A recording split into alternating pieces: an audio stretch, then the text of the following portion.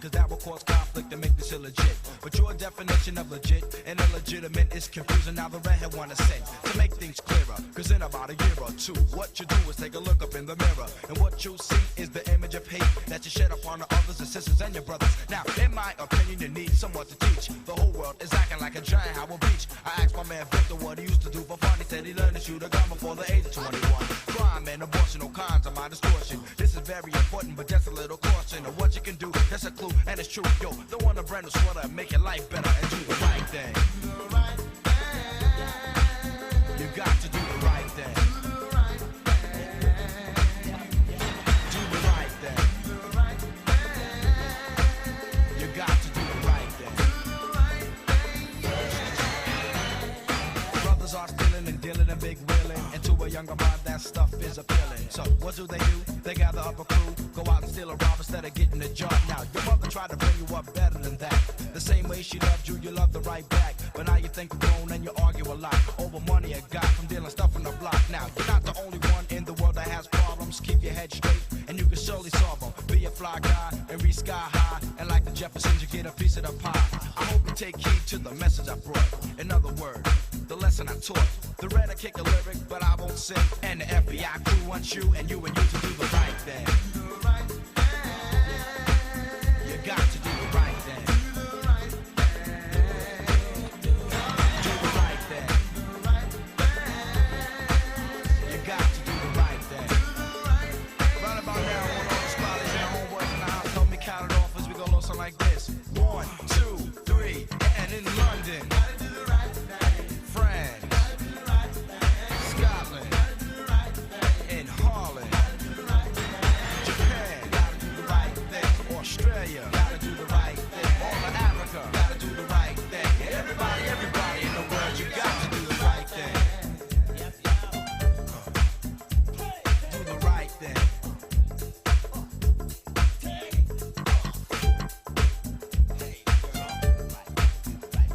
Do the right thing.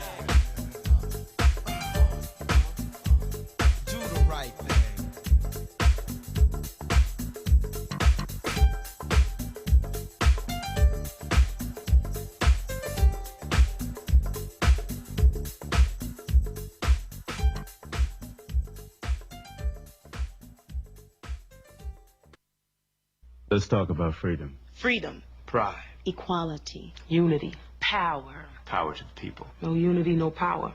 White power for white people. Black power for black people. 1967. The Black Panther Party. The movement. Freedom. Let's talk about freedom. We will not bow down to racism. We will not bow down to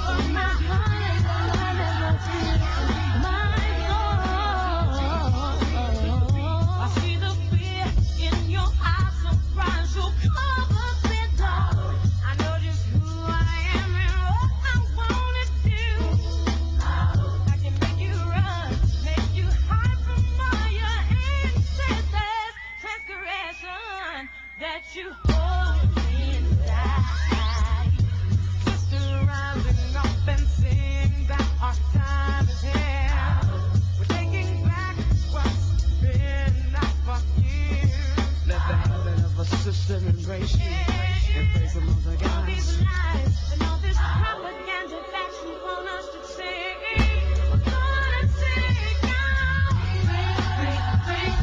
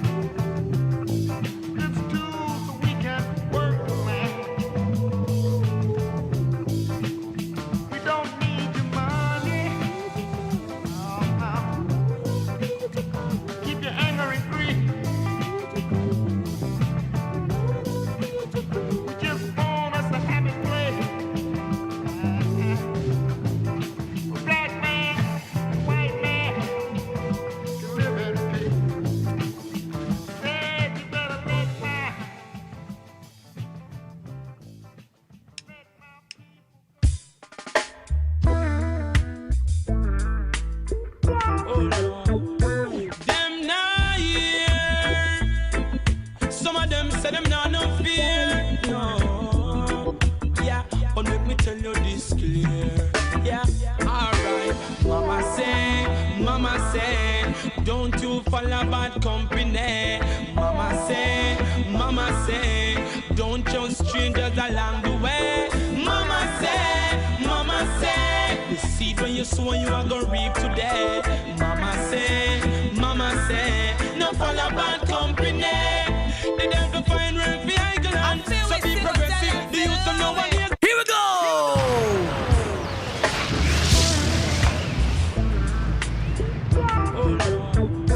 Them not here. Some of them say them not no fear. No. Yeah, but let me tell you this clear. Yeah, alright. Mama say, don't you follow bad company. Mama say, don't trust strangers along the way. Mama say, the seed when you sow you are gonna reap today. Mama say, no follow bad company. They don't find rent for England. So be progressive. The youth of nowadays don't get no positive message. Everyone a bad man, everyone aggressive. The negativity too excessive. People are weak and mourn. Call upon the Father, sit up on his throne. Some a go the wrong way, claim them a uncream for the cone. God bless my own. Remember, Mama say, don't you follow bad company. Mama say, don't trust strangers along the way.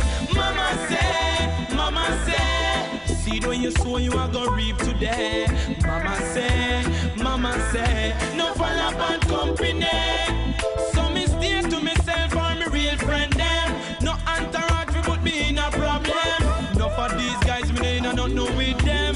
No of these guys wonder who sent them. Hey, me listen to the elderly one. No respect which one me come from. Here I am as a man. Mama discipline I it make me stand strong. Mama say, remain don't follow bad company. Mama say, don't trust strangers along the way. Mama say, seed when you sow you are gonna reap today. Mama say, no follow bad company. Oh Lord, oh Lord, oh Lord, oh Lord, oh Lord, oh Lord, beg if you guide me along the way. Oh Lord, oh Lord, oh Lord, oh Lord, me a beg if you guide me along the way. Mama say, don't you follow bad company. Mama say, don't trust strangers along the way. Mama say, the seed when you sow you are gonna reap today. Mama say, no follow bad company. Yeah, Mama say, don't you follow bad company. Mama say, don't trust strangers along the way. Mama say, the seed when you sow you are gonna reap today. Mama say, no follow bad company.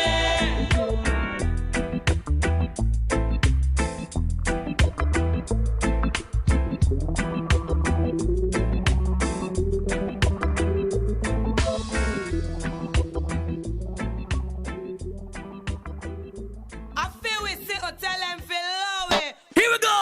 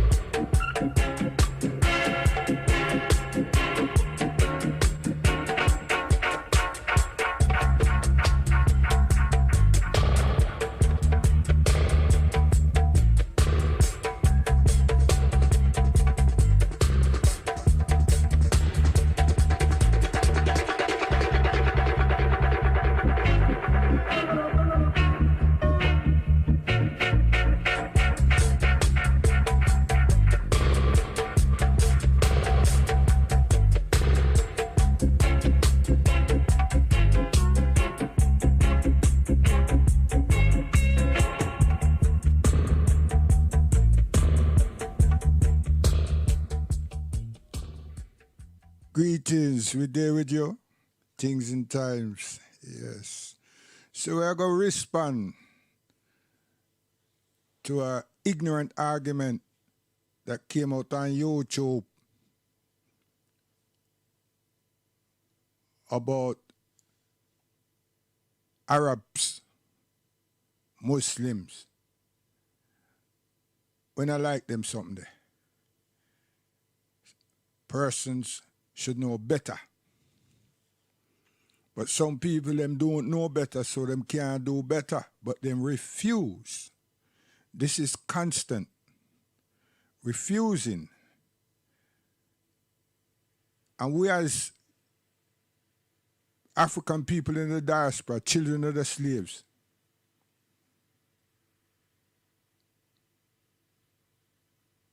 over many years now we have access to scholarly information, authentic information from African scholars. Well, I don't know if some of you don't have access to such. Because most of us, majority of us, we have received theological education, Church of England, Catholic, Anglican, Protestant, and everything. All the schools, them, Methodist, everything. And some of us still have them things lingering in our head. Natural, because we're human beings. And many of us were not searching, and many of us were searching for what? Freedom. Mental freedom, physical freedom. And to try to understand where we come from. Yes, but over the years and the years and the years, some of us just submitted, surrender, socially, and culturally, definitely culturally, surrender. For we have no choice. Because we never get no education about our ancestors. So then when we receive certain things, it was from our same oppressors that we receive these things. Caucasians are giving historical references pertaining to our ancestors and pertaining to the continent of Africa. Caucasians. Caucasians have even turned Egypt into Caucasians. Caucasians have taken some aspects of things from the continent and mixed with theirs.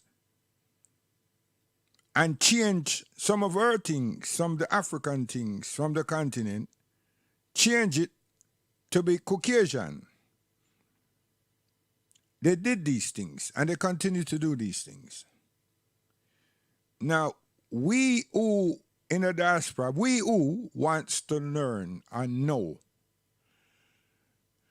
many of us haven't been able to travel. And I mean travel on the continent. So, our resource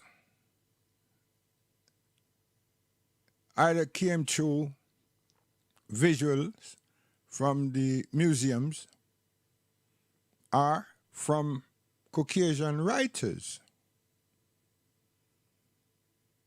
And basically, a lot of us should realize that the archaeologists,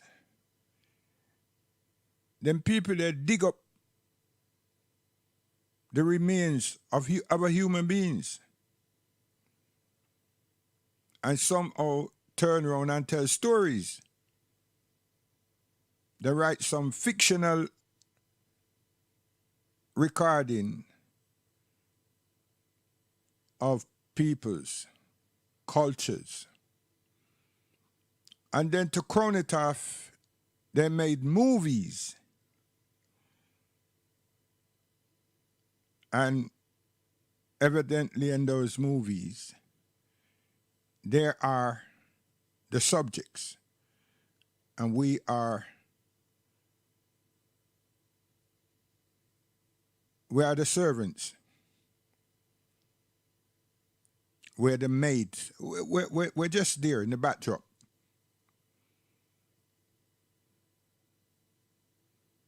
So it's not really a fault when we had no other choice. Supplementary education could not have taught us no more than the 3 R's.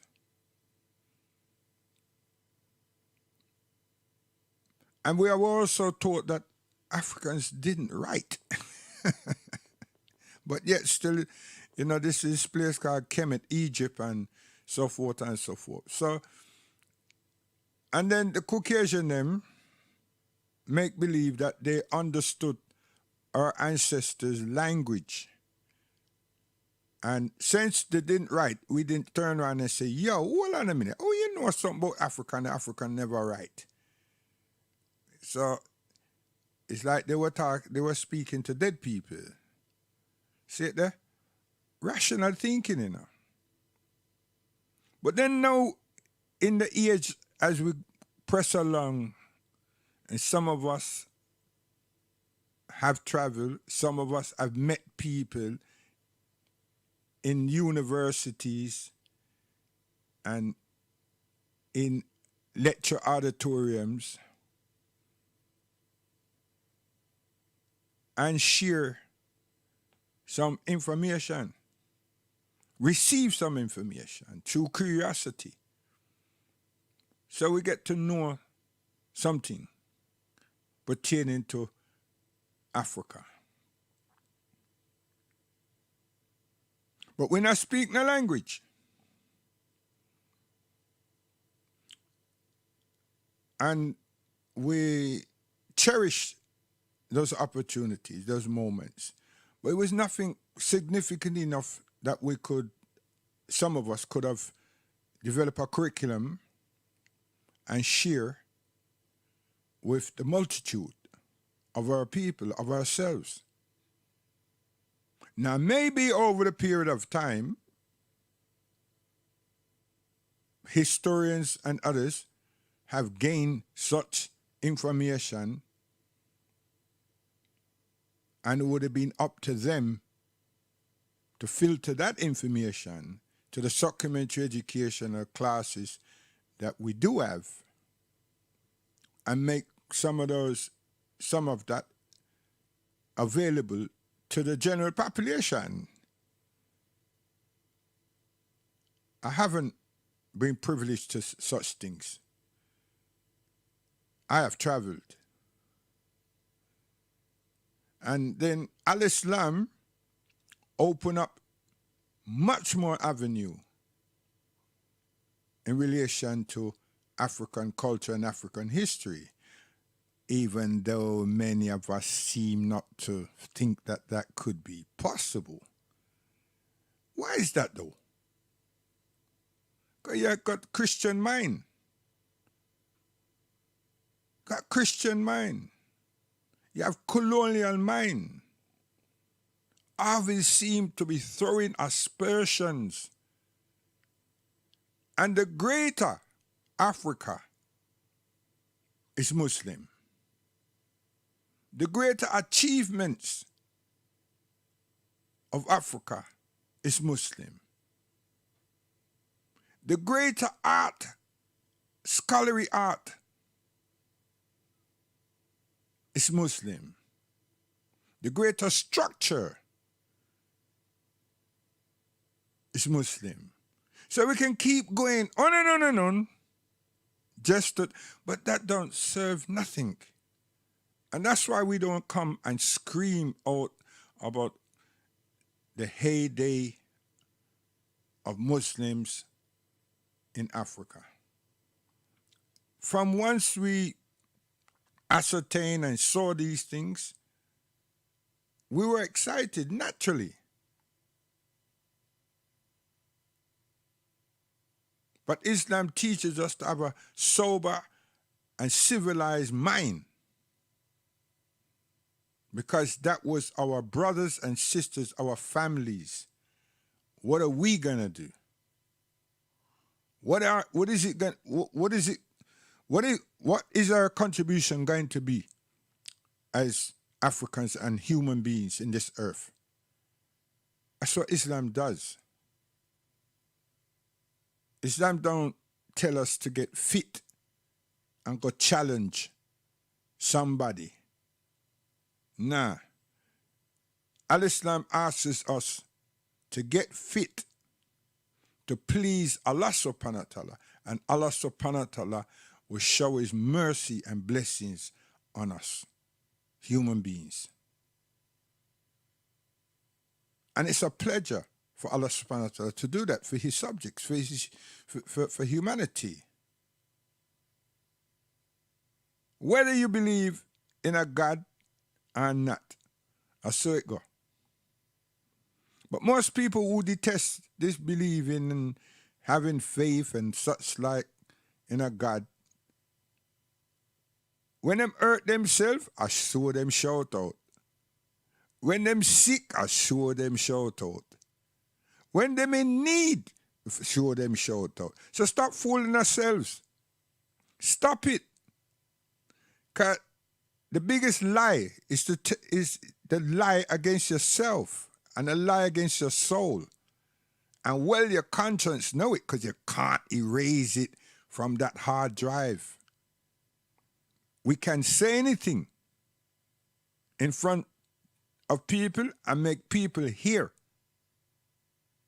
But the agony and the submission to monotheism, the oneness of God, is in every human being in this earth.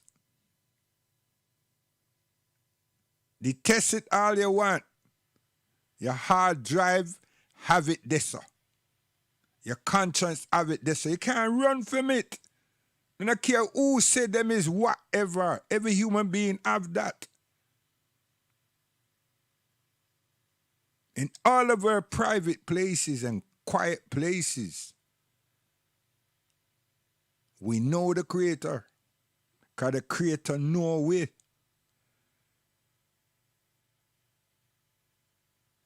So stop go through agony and looking popularity.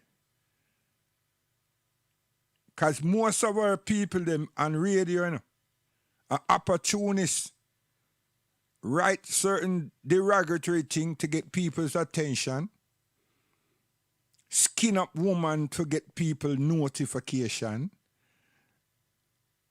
and try to lambaste Prophet Muhammad, peace and blessings be upon him, for what?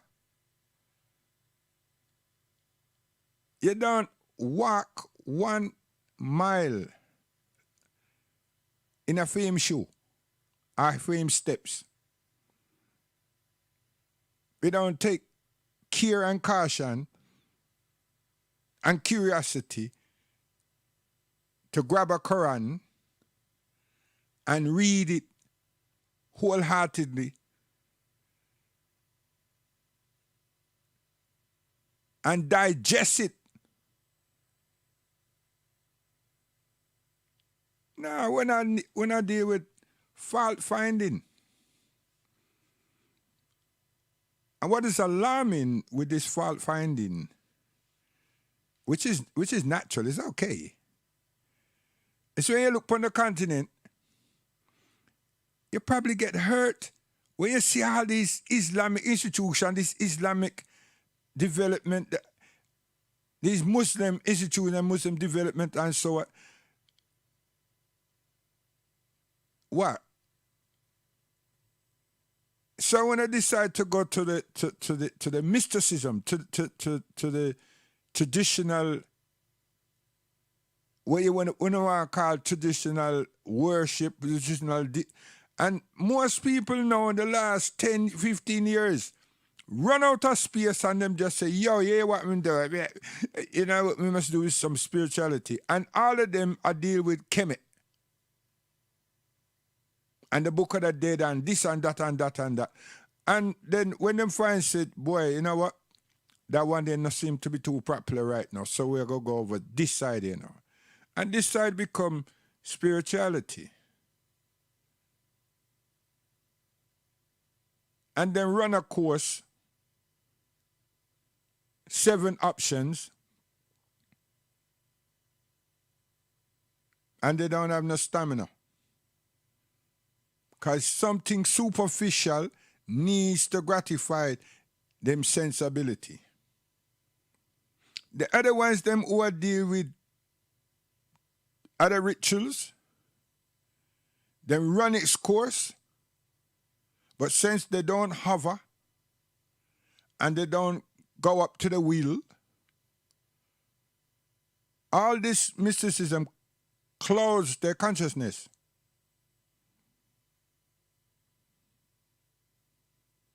But yet still, we're being sustained by the cherisher and the sustainer. Al-Rahman, Al-Rahim, Al-Malik, Al-Qudus, Al-Salam.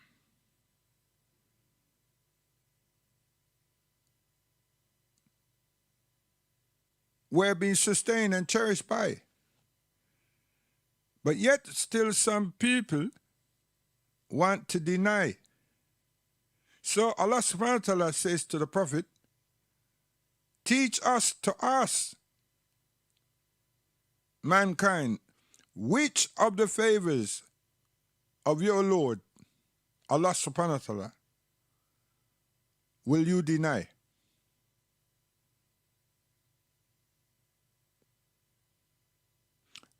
An ignorant human being would open up their mouth and say, we would deny a woman, him lie, could never be born. One. Another one would say he would deny oxygen. Lie, it could never exist. So, which of the favors of your Lord, Allah subhanahu wa ta'ala, or you human beings, will you deny? Simple question, you know.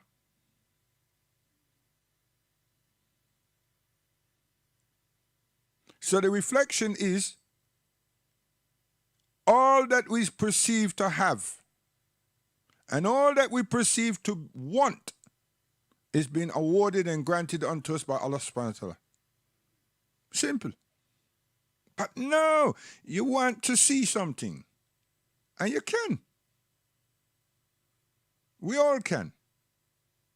We just can't see oxygen, but we can feel it, and we can see its action by watching leaves and different things that would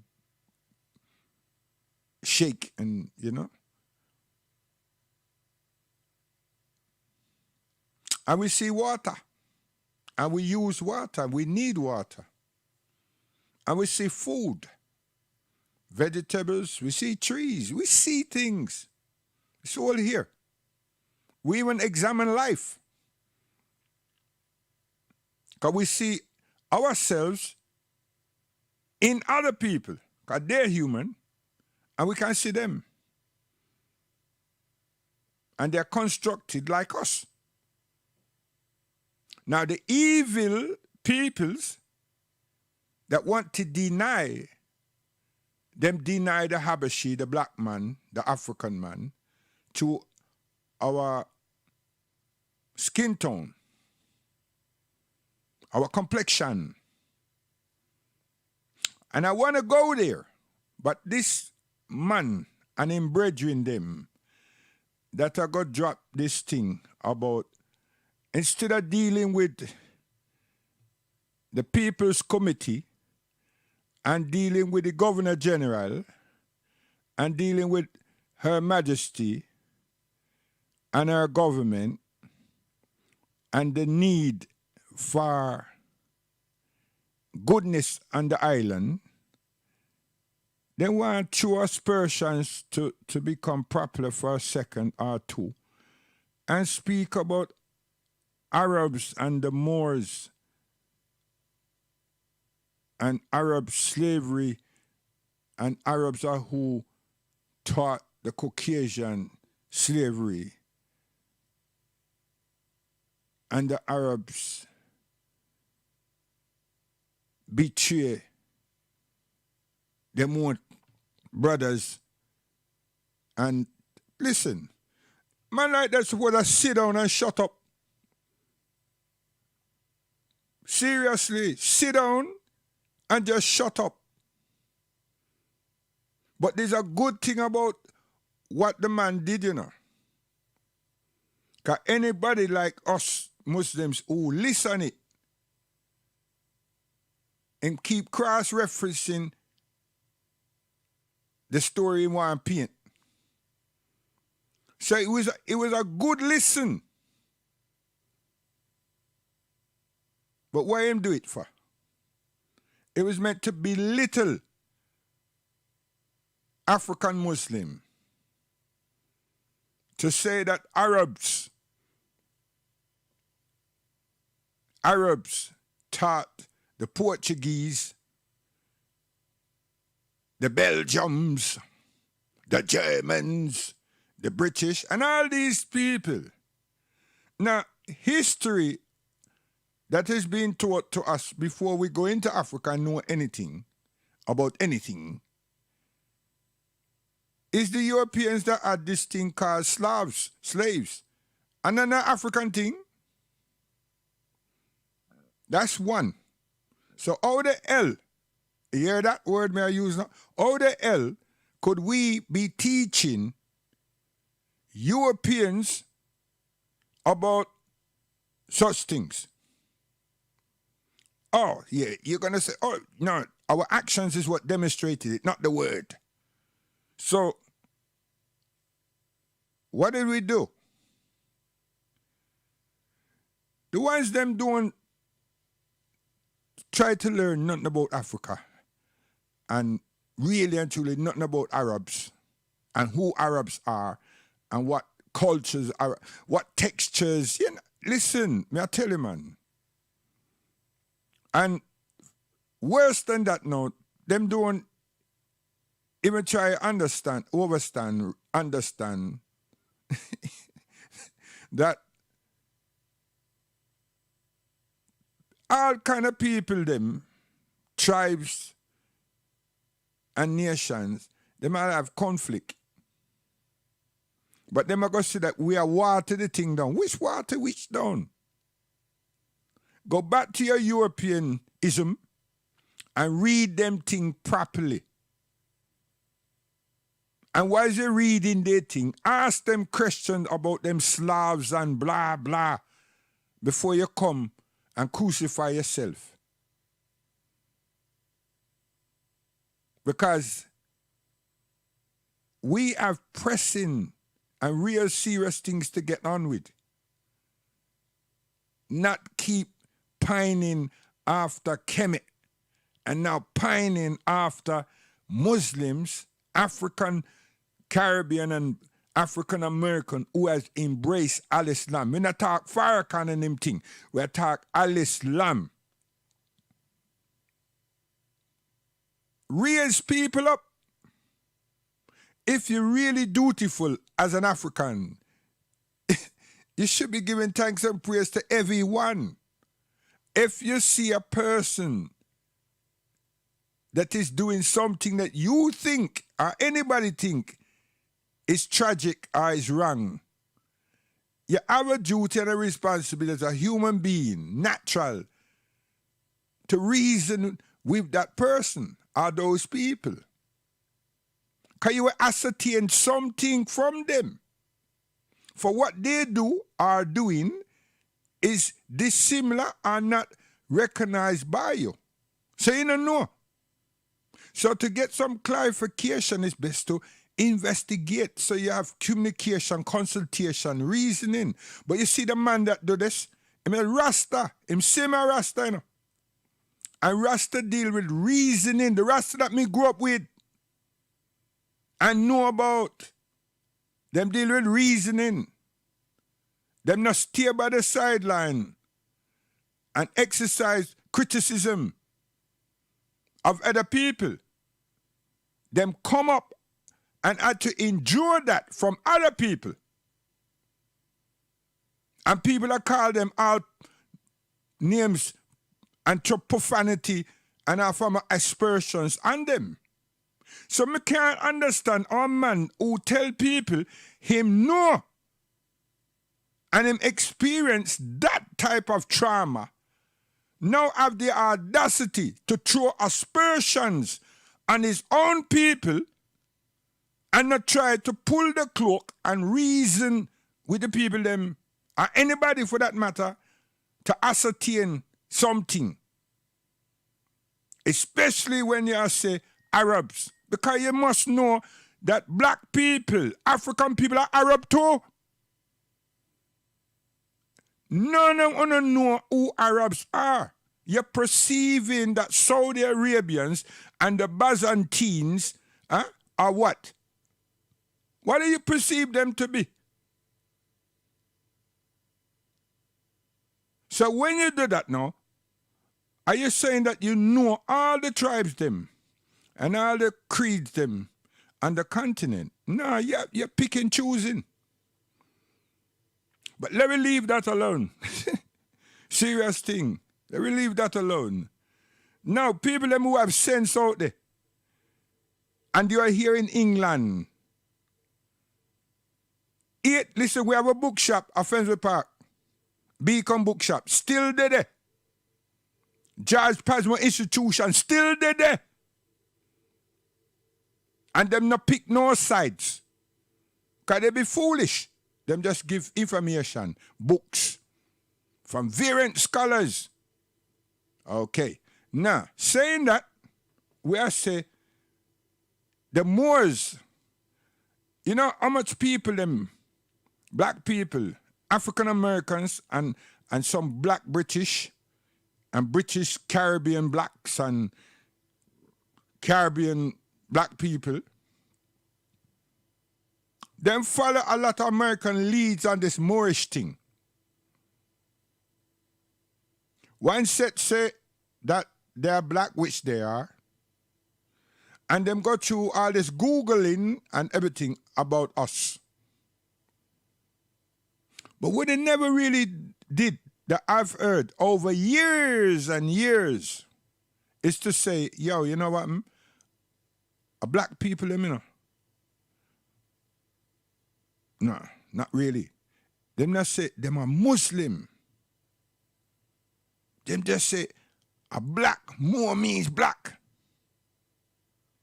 But then we had a man in America called Jew Ali. And Jew Ali was advocating the fact that the Moors were African peoples and they were Muslims. Now, Jew Ali make it known, just like Elijah Muhammad make it known. Them can't read the Arabic. Them can't read Swahili.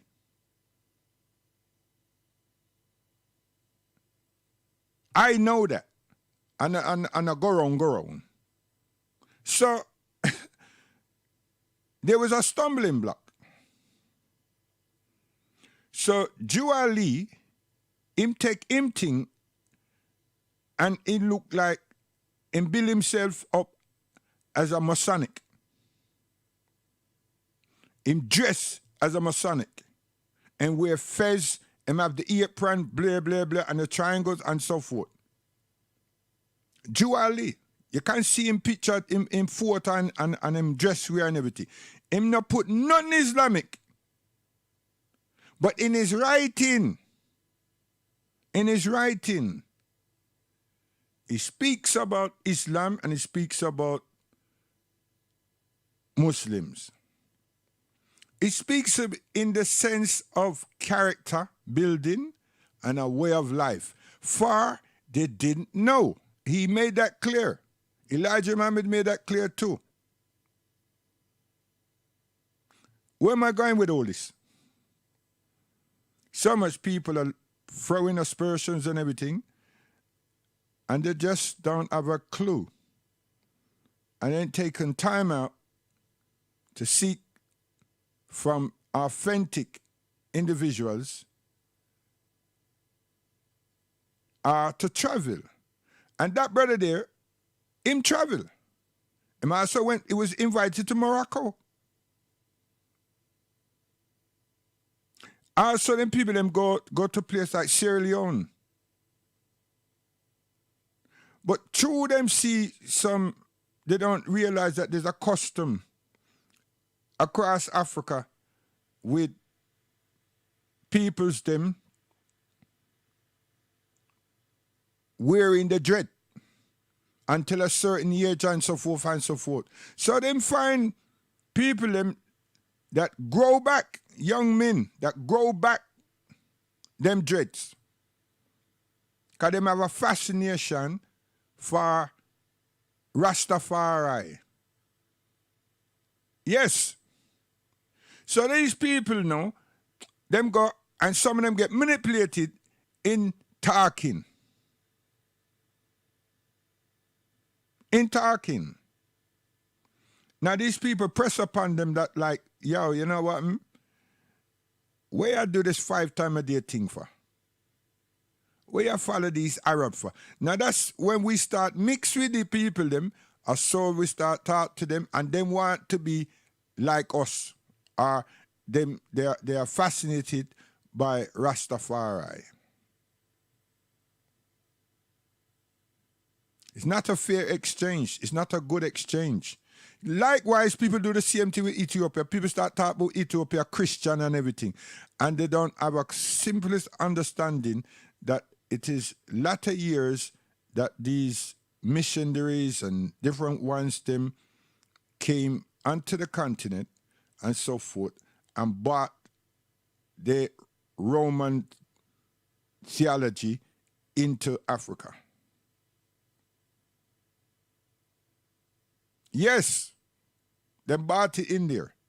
So that fallacy that people run up their mouth and say Christianity or Africa, a lie I tell you, they don't know nothing.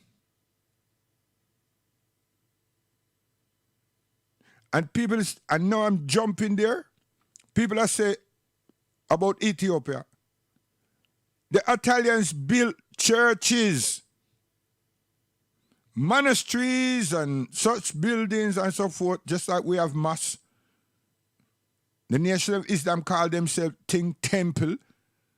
There's no Islamic thing called temple. But everybody understand the significance and what they're trying to do, and still is staying there. If they were about changing, they would have said mosque. Huh? So you have one of the big mosques of Chicago, Mosque Miriam. All the rest is temple, this, that, and so forth. Right? I could be wrong. It could have changed it since you come back. Because WD change it, Farrakhan broke with us and go set back up to something. And when him set back up, him tried to maintain what was before with Elijah Muhammad. So that's also disturbing for a lot of our peoples. But anyway, we want to stay with this man here. So 850 years, the Muslims, African Muslims, they're there, Europe, Spain being the headquarters, but we're across Europe. Not dictating, not warring, anything. We're just there. The Renaissance and the civilization that Europe enjoys today came from Africans. The majority were Muslims, but from Africans. The Bantus were with the Moors. And others were with the Moors. So it wasn't 100% just Muslims. But the main factions were Muslims. And the order that they established was Islamic. The institutions that they built here were Islamic. Him alluded to some of that, but tried to then turn around and belittle it by making it seem that we were servants to other people. Cha. Man, them need for jack up, man. You understand? Seriously. You know what?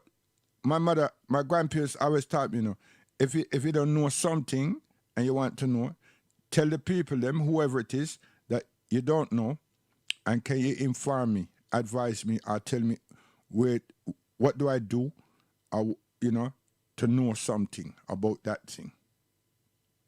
Once you're curious about it, and you're willing, you got to be willing to learn. So don't just ask a person the thing and you're not willing to learn, because it may be a long process. My grandparents, I tell you, very good people. Very good people. And I was ready to tell them you don't know, but you're willing to know. You understand? And that's where our thing is. And the thing I also, again, is that wise people do things like him is confusing other people. So it sets a standard and an image that we cannot live in the same space. There's no coordination between us as a people. We're just fragmented and we are obnoxious and everything. And it's a lie. That image that these people are painting, I don't know why them do that. And then when certain things happen, they're going to start talking about the Caucasian. And the Caucasian have nothing to do with this right here now. When a man uses his ability and in platform to do such thing. Huh? When you go sit down with the two party them and just show them, say, watch out, there's too much poverty in the country. All these years since independent territory, there's too much poverty. There's too much slackness. There's insufficient services. Right? Need more quality government. And I'm ashamed of myself that I love Garvey and I still don't organize the item to have some ship. And know me as an old man. And I just recognize that I did have the capability and the capacity and the resources with the item to fulfill Marcus Garvey's vision and have a ship, if not 2, if not 3. And in my lifetime, I could have seen all 12. Deal with them kind of thinkings there, Aya.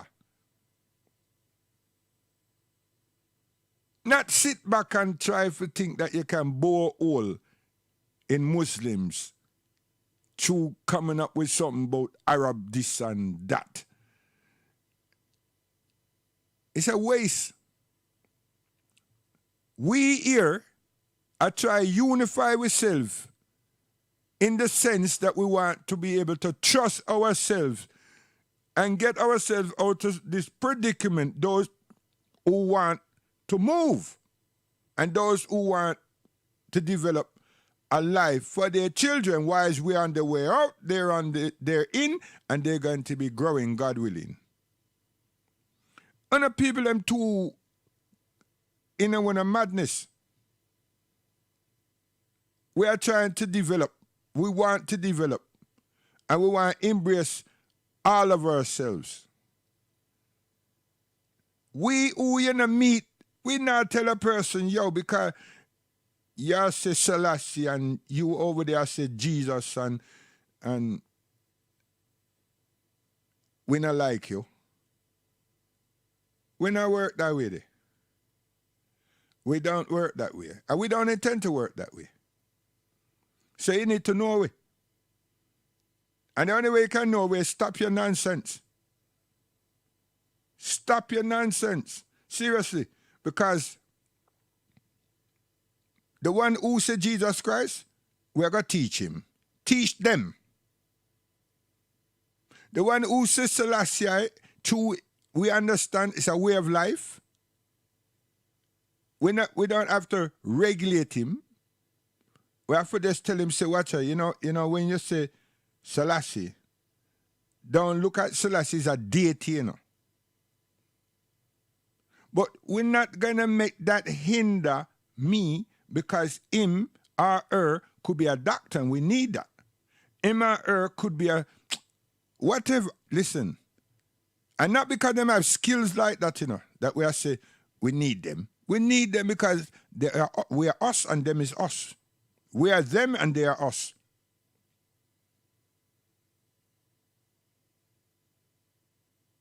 So if them have so much skills and we are lambaste them and push them aside, how can we embrace their skills or their talent? It won't be possible. The ones who say Jesus, we have to turn around and ask them, who is this person you chat about? And I think that can be done so quick. That one I think can be done very quick and easy. And we still move on. Because we're not going to do it and stop. Park up and everything. Because that's not going to be helpful. Now, Arabs, you got to understand that we are Arabs also. And you don't know black people. You don't know the continent, even though say you go South Africa, you go this place, that you don't know. You're a top celebrity that don't know, and you pretend to be knowing so much things. Stop it, man. It's good to say, yeah, I've been to Nigeria, but I don't see the house of them. Neither did I hear about 1 and 2 people that call themselves Fulani, and and I see 1 and 2 people them that somebody say are Bantu, but boy, me no know, but me see some people them, the people them, they are Lagos, them love music, and everything. Then you go down South Africa and you meet your rich friend them, and the people them who live in the Shanty district them, you not build nothing for them. You look for the celebrity. Come, man, let's be real. You understand? So you go up to Zimbabwe and all them places, but you been. But when you go to Senegal and them places there, and you see some Muslims and you're there a hotel and you hear their zan and everything, and you see all these people, them go wash up themselves and go pray and everything, you think like, wait, what go on? And still you say, wait, I saw them people stay, but if you listen carefully, you would hear the birds, You would hear the bird and wake up the same time. As the brother say, Allah! You hear the birds, them, Birds, man. You understand? And you think like, wow. You understand? And when the people them finish prayer, you hear everything quiet. You understand? 2 hours little more, everything wake up. Your cock that you hear crowing about the place and you own yard or Jamaica, you hear them. You understand? 2 hours after. Because we know, say, prayer is better than sleep. Them time there, And you know, say, them say, early bird, early to rise catch the most worm. Early bird, rising, catch the most worm. But there's no human being that looking for worm. So we look for relieve ourselves and give thanks to be alive and give thanks to the Creator. Yes. And you will find it fascinating. And leave it alone. And you see woman, man, and children. And you don't see nobody got them tie up and a whip and send them to the mosque. No.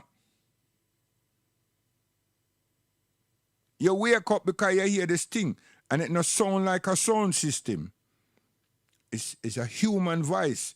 I don't know why you all just say disturb, Because you come from a place where sound system are beat down. The sound system could be 7 miles away from where you live. And the vibration have you. But you hear just Allah Akbar. And you say that this is disturbing. And then you join a group of people and say them kind of foolishness. which disturbing. And then the vibration that, you know, it just touching the sentiments of a person. It in a harsh upon the eardrums, you know. But if you were up to hear it, that means say your soul was saying, you're home, respond. You understand? Simple. It's no bass, it's no trouble. In the mid-range, it's the sound of a man's voice amplified through a speaker. And some hearing I'm the speaker. Because I'm just gone up in the minaret, and the minaret acoustics up there echo the thing and make it travel. And the moments is very still. There's no vehicles running about the place. Yeah, let's be respectful to our African brothers and sisters home. Now, Arabs, you go to Sudan, go see them. Go see them. You understand? What you should be doing is protesting with Britain and ask them what happened to our families in Egypt. Where are they? Are them supposed to ask about? What happened to our families them from Morocco and Tunisia, Libya, and Algeria? Ask them. And stop making nice about something else. And go to school. A Dar es Salaam. I go to school in a Timbuktu. Now listen, Timbuktu, from a young Jamaican youth and big on YouTube. Why you not go big him up, man? Big him up! And stop your nice proceeding to this thing. You and your friend from England. Yeah? Your man friend from England. Because all him do is make a whole heap of nice and still a billion. Contact all you. And your brethren, Tony Rebel, and all the other people that do Sunfest and everything, and get some money. And make some ships or some aeroplane and do something good in the name of Marcus Garvey. Other than that, don't make no noise about Marcus Garvey. Don't call him name no more. You understand? Because we're not even gangsters, man. Gangsters, Al Capone never shout out himself and say, yo, hear what, me's Al Capone now. Nah. So I don't know what you all are. So just leave us Muslims alone and go do something for yourself. At this age,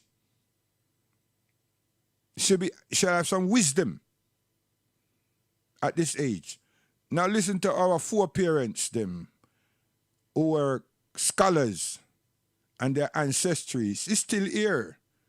Great scholars of universal knowledge, not mysticism. Science. Science, man. You know, not the science that on a chatbot and on a free time. You know, hobia. No. Science, proper things, man. Listen. There's so many occasions on which we speak on the intellectual legacy of Africans, right? Like we speak on Africans and how their intellect influenced the world and how their scholars were essentially second to none. See, that we're trying to tell you now. Influence the world. You keep concentrating on Kemet. Like Africa is just Egypt. And then when I make a mistake, I go tell people so that some people talk about Egypt like Egypt is not in Africa. Are we all fault? Are you all fault? And just because all of these people that do your mysticisms and different things, them not deal with world affairs. Them just deal with them cock and all kind of different ornaments and so forth and so forth. Don't you see how Listen, man, we can bang that just for fun, you know. Sure. And it's not our fault that when I can't read the thing. It's not our fault. Invest in it. Intellect influenced the world, and how their scholars were essentially second to none. This is true especially when the legendary city of Timbuktu is mentioned. The problem is, though, that I see, most people within the African diaspora especially can't seem to name one African scholar. Today we're going to change that. See what this young man has to say? And this young man is not Muslim, you know. His faith or his deen, his belief is not Islamic. But he is my brother. He's my son. And we love him just like that. And him have things opposing behaviors of Muslim in Africa. Because we had conflicts. You think so everything was this harmonious love thing? No, star. We went through a whole heap of crisis. And if you read or listen to him, many of them crises is Africans, Muslim, who want to fight the invaders. And another group say, nah, them are no go. Listen, star, cha. And I hurt people, man. Why there's someone that just get to hear about Shaka Tarati and then when I want run up one mouth with Shaka. And when I talk Shaka the sound system, Shaka Zulu, until such time when it wasn't dealing. You understand? And then it become like a little artifact something. We know that we made eunuchs of ourselves and the Byzantium did the same thing. We know that. We know that we captured ourselves. Yes. And we know why we captured ourselves. You now tell the people them about conflicts, and when people them, the winner of the conflicts, the power that them have over the one that them defeat. Huh? Come on, man. It is, we're in the 80s, you yourself and your friend over here, sir, understand the terminology, servitude, slave. Servitude, not even slave, servitude. You're a joke, man. We are around that long time. Intellect influenced the world, and how their scholars were essentially second to none. This is true especially when the legendary city of Timbuktu is mentioned. The problem is, though, that I see, most people within the African diaspora especially can't seem to name one African scholar. Tell them. Today we're going to change that. Change it.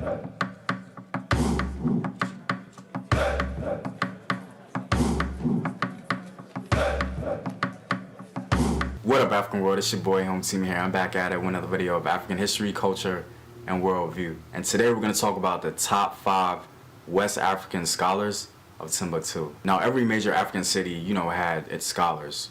Timbuktu just being world renowned. And since it was so highly praised, its scholars were as well. Timbuktu, in all honesty, is probably the most legendary city in all of Africa, outshining Cairo and even other Eastern African empires and cities. But before I get into the top 5, we must pay our respects to the legendary history of Timbuktu.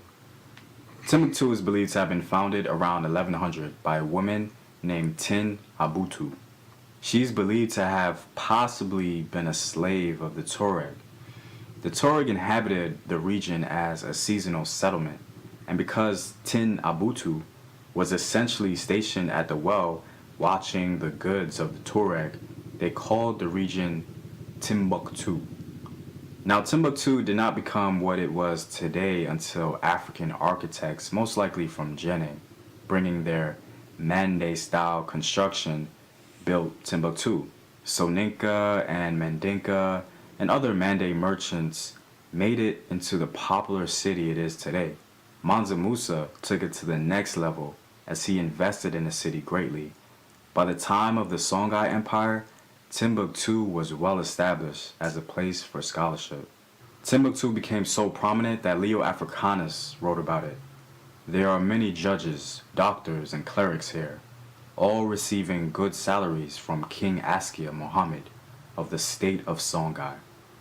He pays great respect to men of learning. There is a great demand for books, and more profit is made from the trade in books than from any other line of business. Wow, so yeah, man, there you have it. An eyewitness account attesting to the culture of learning in the West African kingdom of Songhai. Like, the Africans in this region legitimately had a thirst for knowledge, and they contributed to world scholarship at the time. Some of the greatest minds in the world came straight out of Timbuktu. So without further ado, let's get into the top 5 West African scholars of Timbuktu. Coming in at number 5, we have Sidi Abu. Now, Sidi Abu, as we will call him today, was also known as Sheikh al-Islam Abu al-Barakat. He was a supreme judge of Timbuktu, imam, and the dean of Sankore University. He's hailed as being firm, pious, humble, and modest. At number 4, we have Ar-Rahman. Now, Ar-Rahman, as we will call him today, is believed to have been a Tuareg scholar at Timbuktu. He was hailed as a well-learned professor, possessing God's consciousness. Any man idolized as having, quote, God's consciousness must have been pretty intellectually savvy. Next at number 3, we have Modibo Muhammad al-Kaburi. Now, Modibo was a Fulani man and scholar. He was a jurist and judge. Modibo was fortunate to be a companion to many righteous scholars of the famed Sankore University. Modibo is very important to West African scholarship because he was a scholar that developed the curriculum of Sankore University, a curriculum that would shape the intellectual foundation for West Africans generations to come. He was also known for his pious and devotional character. Coming in at number 2, we have the legendary Ahmed Baba. Ahmed Baba was descended from Umar ibn Muhammad Akit the Tuareg. He liked to be called Ahmed Baba the Black. Interestingly enough, his insistence on calling himself Ahmed Baba the Black seems to allude that he was well aware of the rivalry between North African Berbers and Africans further south. In other words, he was extraordinarily conscious. At an early age, he dedicated his time to learning until he surpassed all his peers and contemporaries. He was hailed as the matchless jurist. He was a scholar and imam of his time. His reputation spread all over sub-Saharan Africa and North Africa. The jurists of Timbuktu sought his advice in matters pertaining to legal decisions. He was a storehouse of Islamic knowledge. He firmly stood on truth in the face of the Moroccans. He had a library of 1,600 manuscripts that was plundered during the Moroccan invasion of Timbuktu. He was deported to Fez in 1593.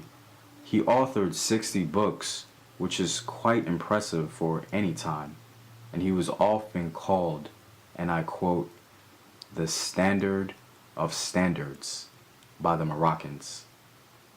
Ahmed Baba, throughout his life, wrote excellent books on theology, grammar, history, and jurisprudence, and he's recognized in Timbuktu today because of it.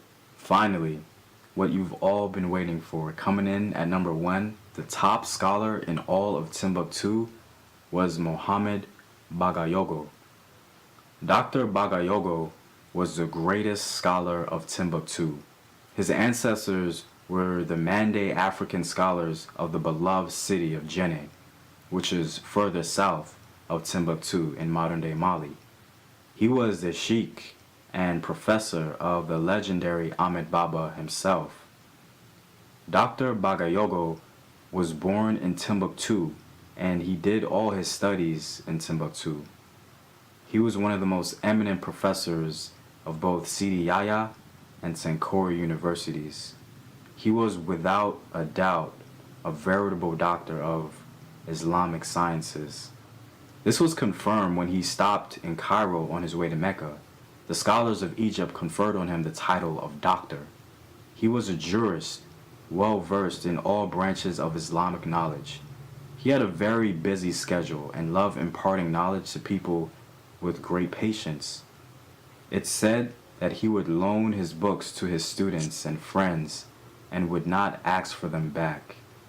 He was sincere in his intentions and actions. More importantly, he loved people, and people loved him. He was given the position of the supreme judge of Timbuktu, which he kindly declined for fear of being unjust toward people. He lectured in all the universities of the city. He wrote his own personal copies of the Quran, which are today with his descendant Baba Mahmud Hassi, the actual Imam of Sidi Yahya. He possessed absolute mastery in the areas of jurisprudence, grammar, prophetic traditions, logic, and much more. Dr. Bagayogo imparted knowledge to his students, and he was also not afraid to receive knowledge from them. He was humble, a humble master of knowledge, and accepted truth in whatever form it came. So yeah, guys, the more you know. If anybody comes up to you and says, hey, who were the West African scholars of the time? You can say Modibo, Baba, Bagayogo, just to name a few. But I'm See, don't bother try your things. It not work. We bright boat here. It not working, and it will not work. Just desist from this nonsense, and let's try build for our children. Tomorrow's tomorrow. You understand? An opportunity is what we don't want. Nonsense that is, man. We step on it. Islam has a very long history on the African continent. There's no doubt that the arrival of Islam mobilized African people, but more importantly, it unified them. African converts to its precepts began to form a new identity, driving many to build one of Africa's greatest empires.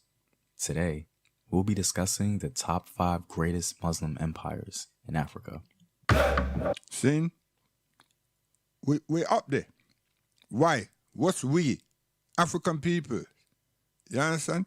Your people them, you and your brethren them, and some sisters perhaps, you want to create division. We don't want no division. Listen good.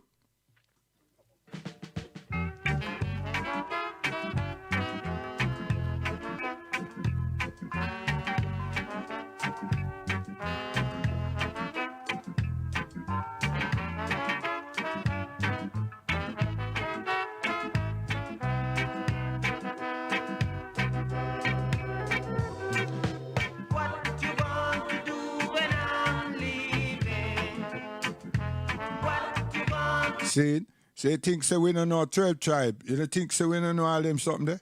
Come on, man. When I walk around beg people something, we live just like you.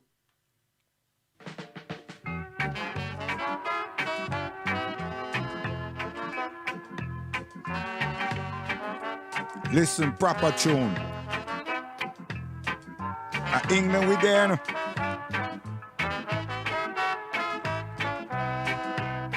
Step it, step it.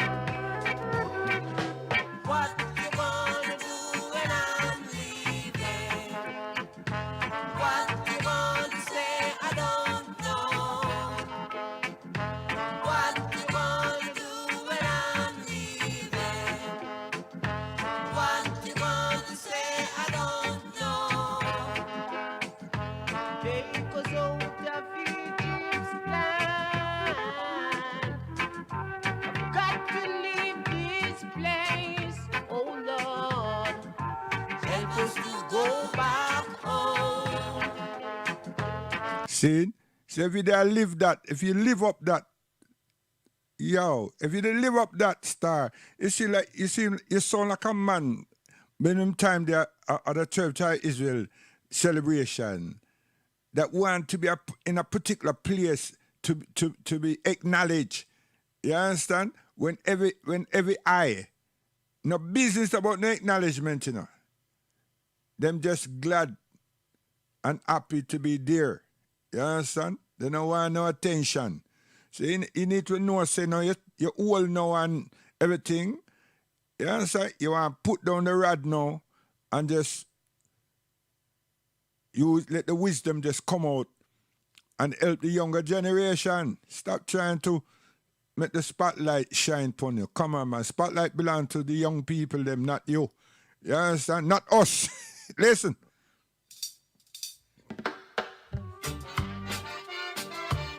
Yeah, you three different dimensions, you know. You understand? Oh, gosh, man. Wise one to far eye.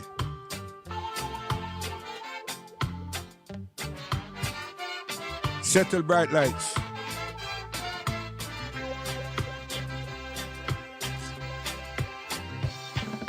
What you gonna do when I'm leaving? What you gonna say? I don't know. What you gonna do when I'm leaving? What you gonna say? I don't know. Take us out of Egypt's land. I've got to leave this place.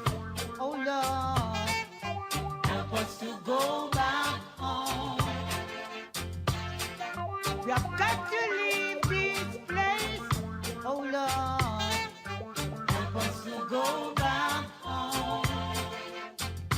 Can the Ethiopian change his skin? Oh no. Neither the leopard his spots. No, no. Can the Ethiopian change his skin? Oh no. Neither the leopard his spots. Got to leave this place. Oh Lord, help us to go back home. We have got to leave this place. Oh Lord, help us to go back home.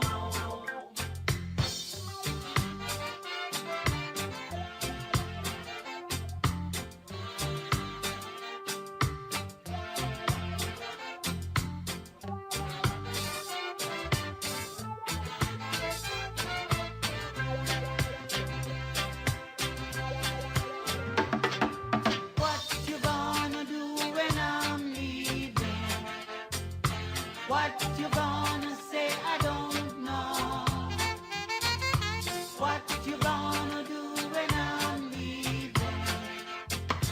What you gonna say? I don't know. Take us out of Egypt's land.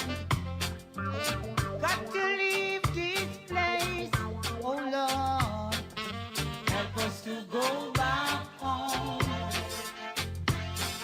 We have got to leave this place. Oh Lord, help us to go back home. Can the Ethiopian change his skin? Oh no. Neither the leopard his spots. No, no. Can the Ethiopian change his skin? Oh no. Neither the leopard his spots. Got to leave this place. Oh Lord, help us to go back home. I've got to leave this place. Oh Lord, help us to go back home.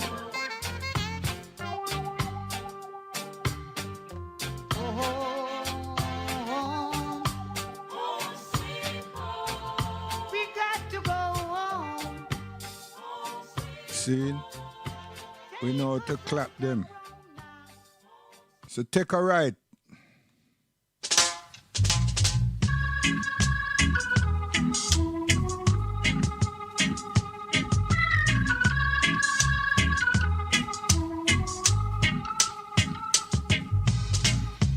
Take a ride, my brethren, take a ride.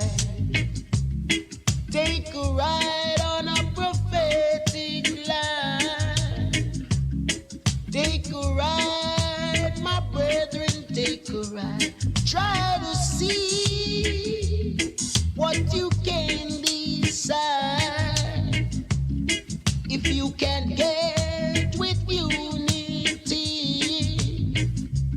don't ever trust misunity. Try to see something that is right, then you will know. Whoa, whoa, whoa. Never let the sadness get over you. Don't allow the deadly thoughts to capture you. Won't you try to make a different move just to see what you can prove? Then you'll feel the touch of something new and be oh, yeah.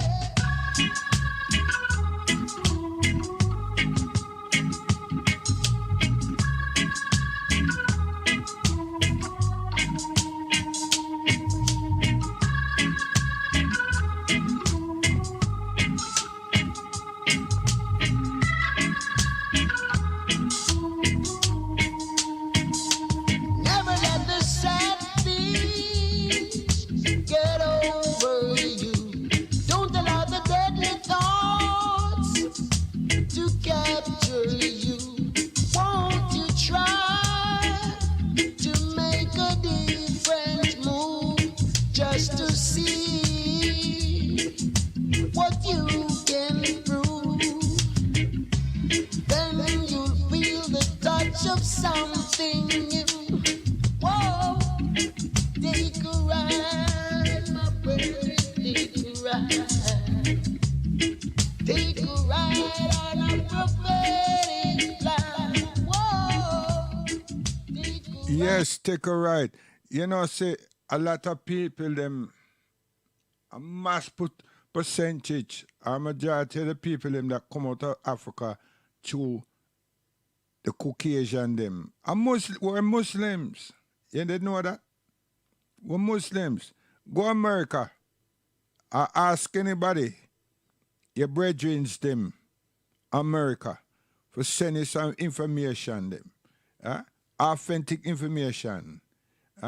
In the halls of records in America. And I show you say, enough. Even here in England, enough of the people them. Even there Jamaica too. Muslims. You understand? And Africa, can't you see? Africa lost a lot of its well-educated peoples. Yes. It is a joke. We are go after you still, you know. Listen this too. For the freedom fighter, for the freedom fighter, freedom fighter. When Gesture betrayed the Ethiopians, Mussolini couldn't conquer Jajakalaya. 80,000 Ethiopians were careless and fall down. I am the freedom fighter.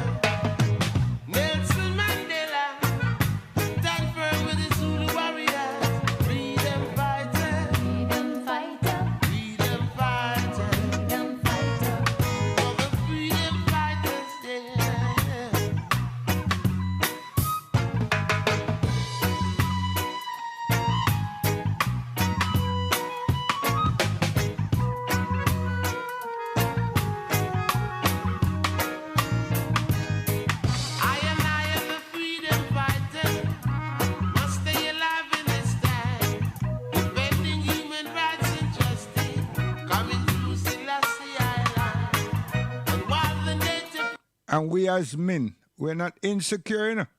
We're very secure. We love we women, we wives them. We love them.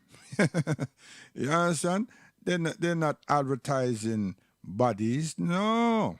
You're joking, man. We are very proud of ourselves. We're extremely loving and proud of our wives. You're joking, man.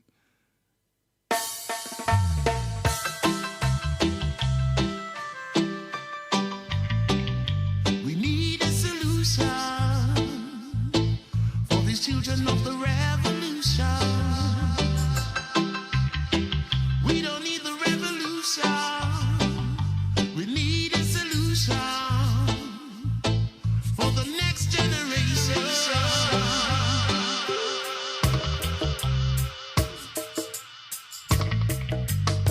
See? And that we want for next generation. We don't want no old folks them. I try become opportunists in them old years and want some spotlight shine bright on them and I'll give proper information, good education, good guidance. Huh? 'Cause we have to build our futures. You know, see it? Bad false rumor. Arab. Come on, man. Relax.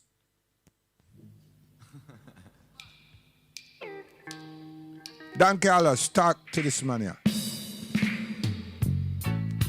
Creation, creation, creation. Creation, creation, creation. From creation, I'm and the Anya. Tribulation, I'm and baby. And I want you to know it's very true. Oh yes, I want to. Yeah, you see me? I want you to play your audio, you know. But you see my son, him say, no, you're just edgy man. Don't bother do that.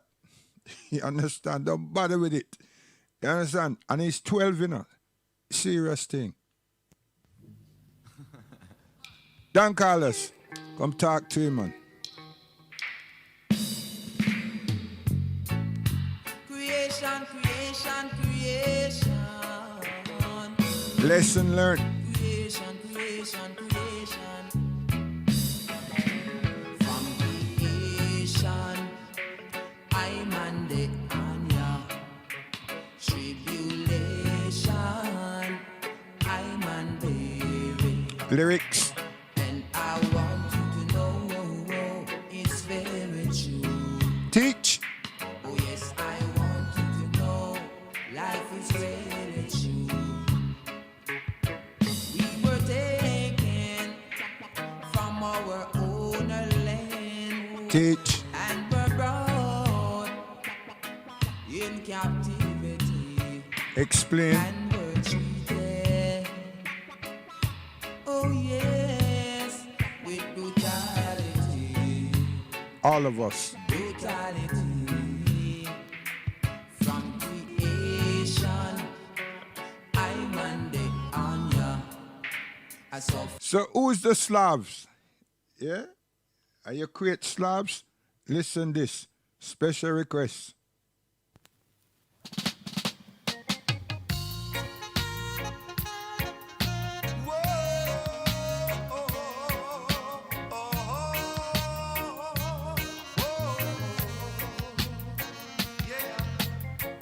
This one goes out to all those people them who say them love Marcus Garvey and all these years they haven't done a thing but talk.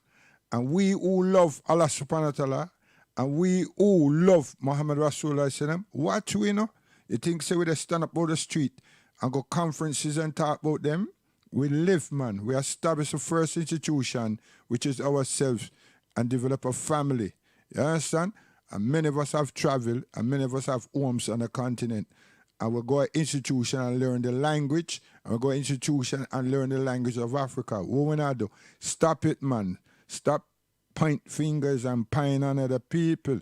You're a joke star. We live this. You understand? We not talk it, we live it. Special request. all them bad-minded people against African progressiveness.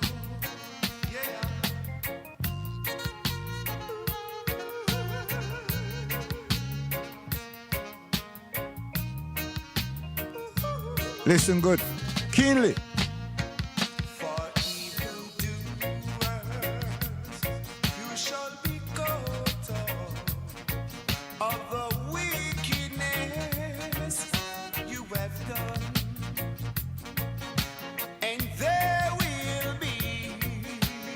One of them I talk about Amy. Another one I talk about Garvey's son. But both of them I talk about Garvey's son. And then produce a damn thing yet.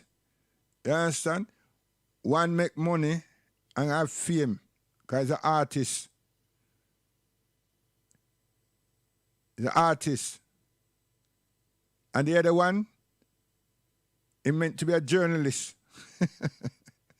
I tell you, I when I say African Post, when I see it, and just leave the African Post aside, when I see a Black Star Liner, when I see it, and not me, but we in the diaspora, when I see it. You understand? So assess and evaluate yourself properly. Don't turn around and say, see the Muslim there? They're in denial. Star. Every human being on this earth, all cultures, they have offended themselves and break all the things that we call human rights laws that we set up today. All the way. Every one of them go through certain trauma, and some vindictive behavior. You understand? And so forth. Now, anybody who said that that's not being the case because we want to be this exclusive set of people, stop trying to be angelic.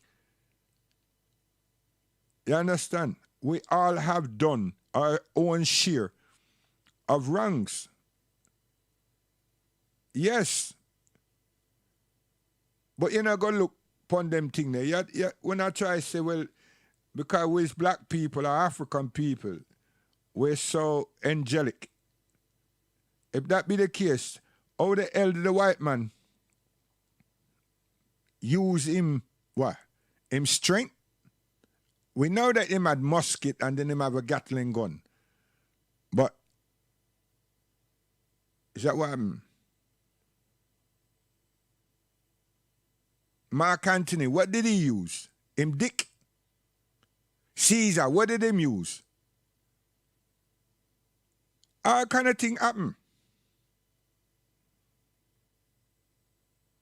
When the Quraysh take set on the Prophet of Al-Islam, him send the followers, which the majority were women, and the first martyrs of Al-Islam were women,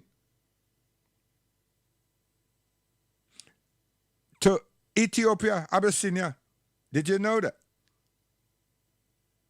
And Ethiopia that teach the Umis, taught them. But how did the Prophet come by doing that? It's Allah subhanahu wa ta'ala direct him.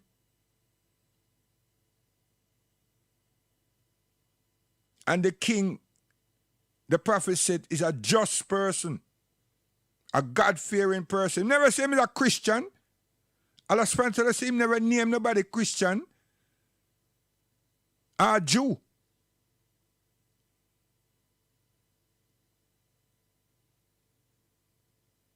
You understand? So we not beat around them something because, like I said on this program, we can read. You understand? And we are so proud of the fact that our children can read. You understand? And their parents that haven't reached a certain level of overstanding. What is that? Our voice card, our voice box to read the language. Yeah? But our children, oh gosh, man. And then our children read like parrot, you know. Our children read with clarification and explanation and translation. Transliteration. Yes. And we are, oh gosh, man, we're so proud of that. We're proud of that. We can't proud no more. You understand? Because when them do that and then them explain, them tell you what it is that they've just read. Oh gosh, man, you don't know. Hey, stop it.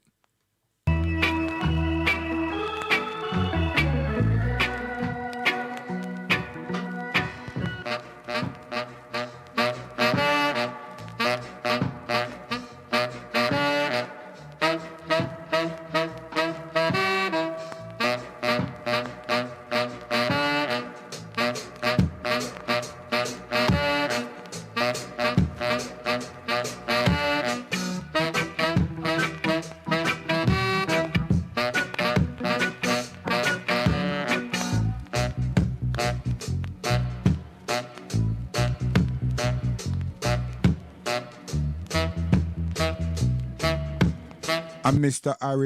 Harry, make your rock so. Go on. Going down to Manuel Road, I will drop my heavy load. I will give you just my code. So baby, you could never try to go cold to lose your soul, be bold. Lego, beggar Lego that I hold this exclusively. From a flick of my wrists, I would tell you it's a hit when I brought the stick to pick up the edge. I Mr. Harry, make you bounce. I Mr. Harry, make you rock so. I Mr. Harry, make you bounce so. I Mr. Harry, make you skank so. I Mr. Harry, make you move so. I Mr. Harry, make you rock so. I Mr. Harry, make you skank so. I Mr. Harry, make you gallant so. You go down Emmanuel Road, I think I broke rock stone. You broke them one by one. You broke them two by two. You broke them three by three. You broke them 4 by 4. Yes, Harry.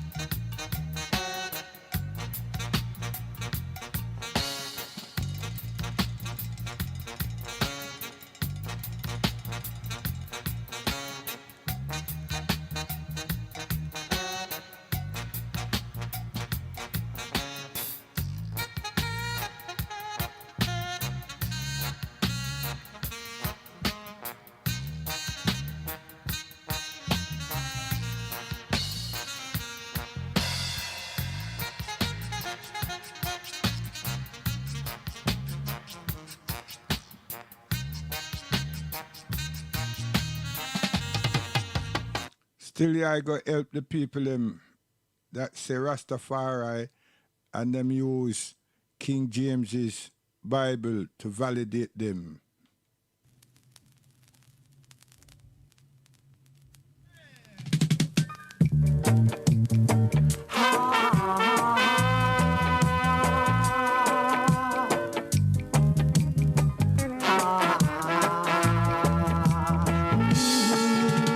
Things we all can see is that most of us mother and father need have it.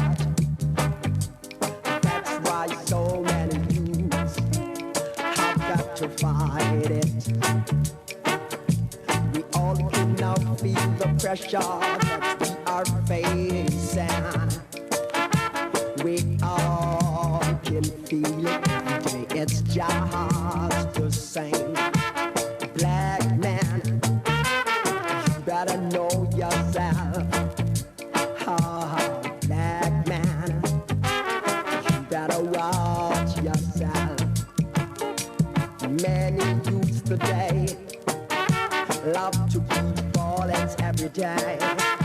Violence won't let me reach nowhere. You better try know yourself.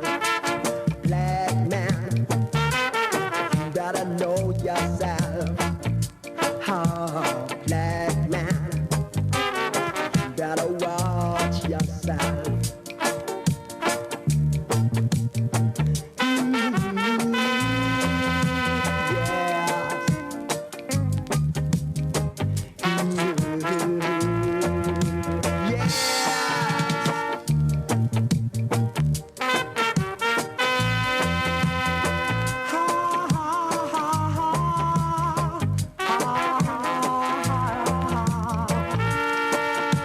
We all can now feel the pressure that we are facing.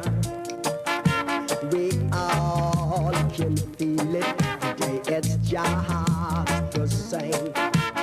Black man, you better know yourself. Black man, you better watch yourself. Many youths today love to preach violence every day. Violence won't let me reach nowhere. You better try know yourself. Black man, you better know yourself. Black man, you better watch yourself.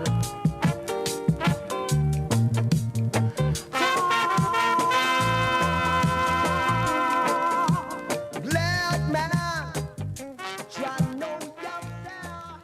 Yes, man. We see all the prison them full of youth, young people, them young men. Them young men them need some support.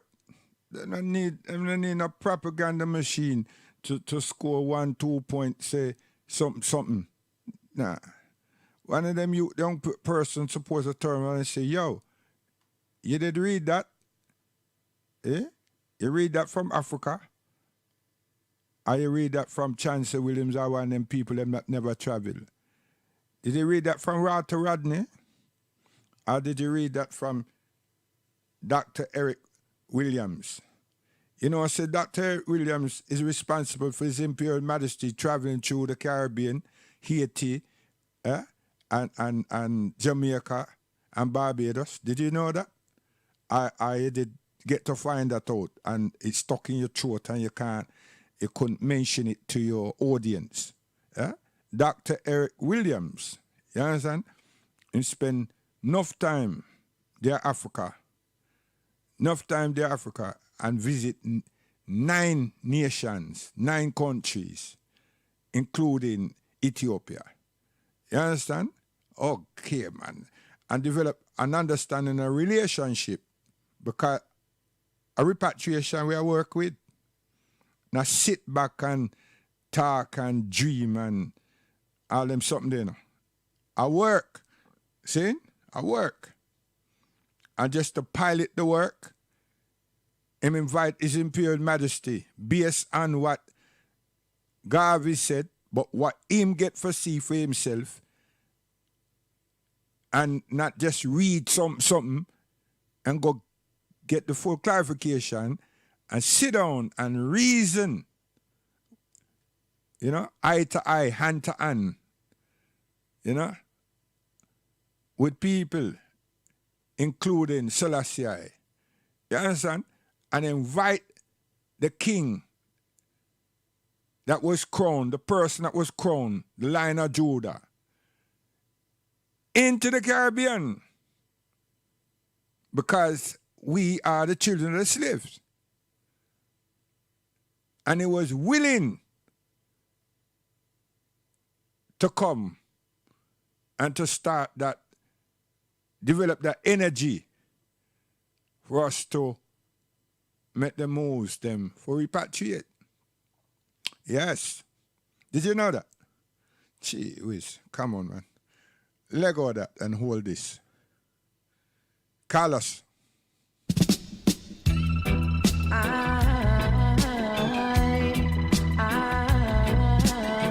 Yeah, we talk Dr. Eric Williams from Trinidad. And I talk nobody from some other place that nobody don't know. A make-believe world. Stop it.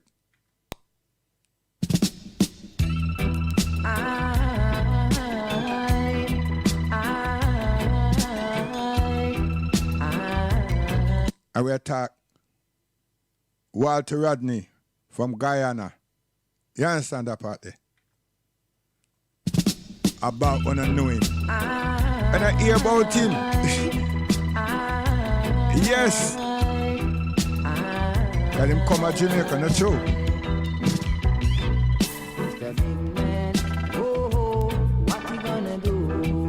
Yeah, Mr. Big Man, oh, what you gonna say? Yeah.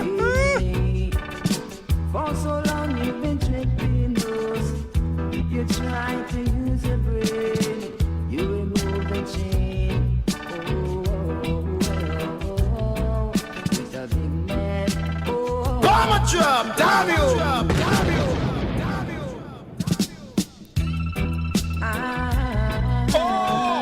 I saw you, Hey you! Hey you over there! You! Hey you sir! Mr. Big Man, oh, what you gonna do? Yeah, Mr. Big Man, oh, what you gonna say? Yeah. For so long you've been tripping those. You try to use your brain. You remove the chain. Mr. Big Man, oh, what you gonna do? Yeah. Mr. Big See, we want to take Siaga to the International Criminal Court. You understand? Along with Reagan. You understand? And along with Tom Adams. You see? And Britain, who was there? Margaret Thatcher. You understand? For the murder, the killing of the administration of Grenada. You see? Morris Bishop. What did you want? What did you want? Bookshop. And you got it. Watch that. Stop it, man. We know you, know. And you don't know me. We know you. We know you very, very, very well.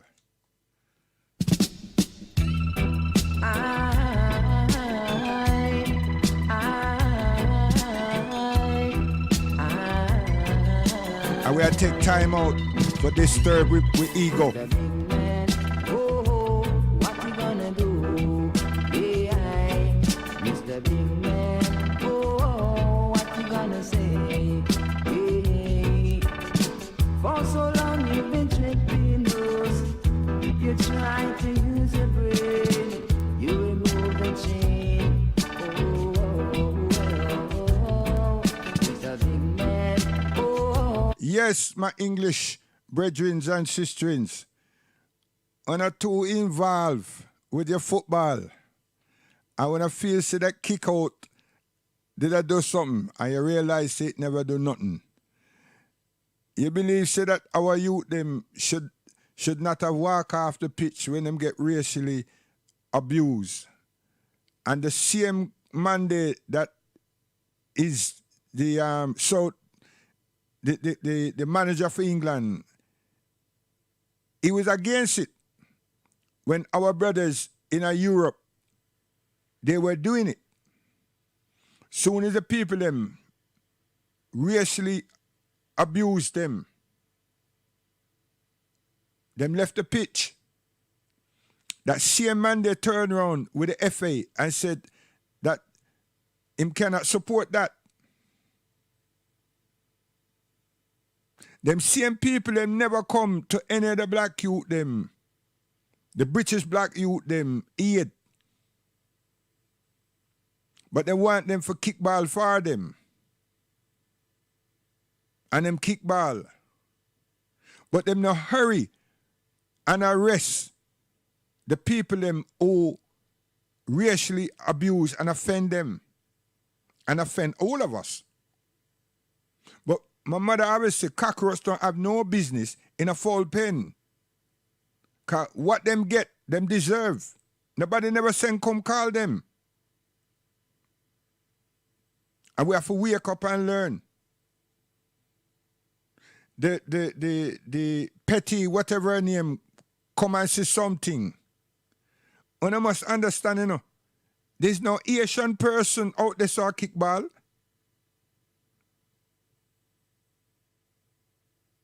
And the political administration, the chancellor is Asian.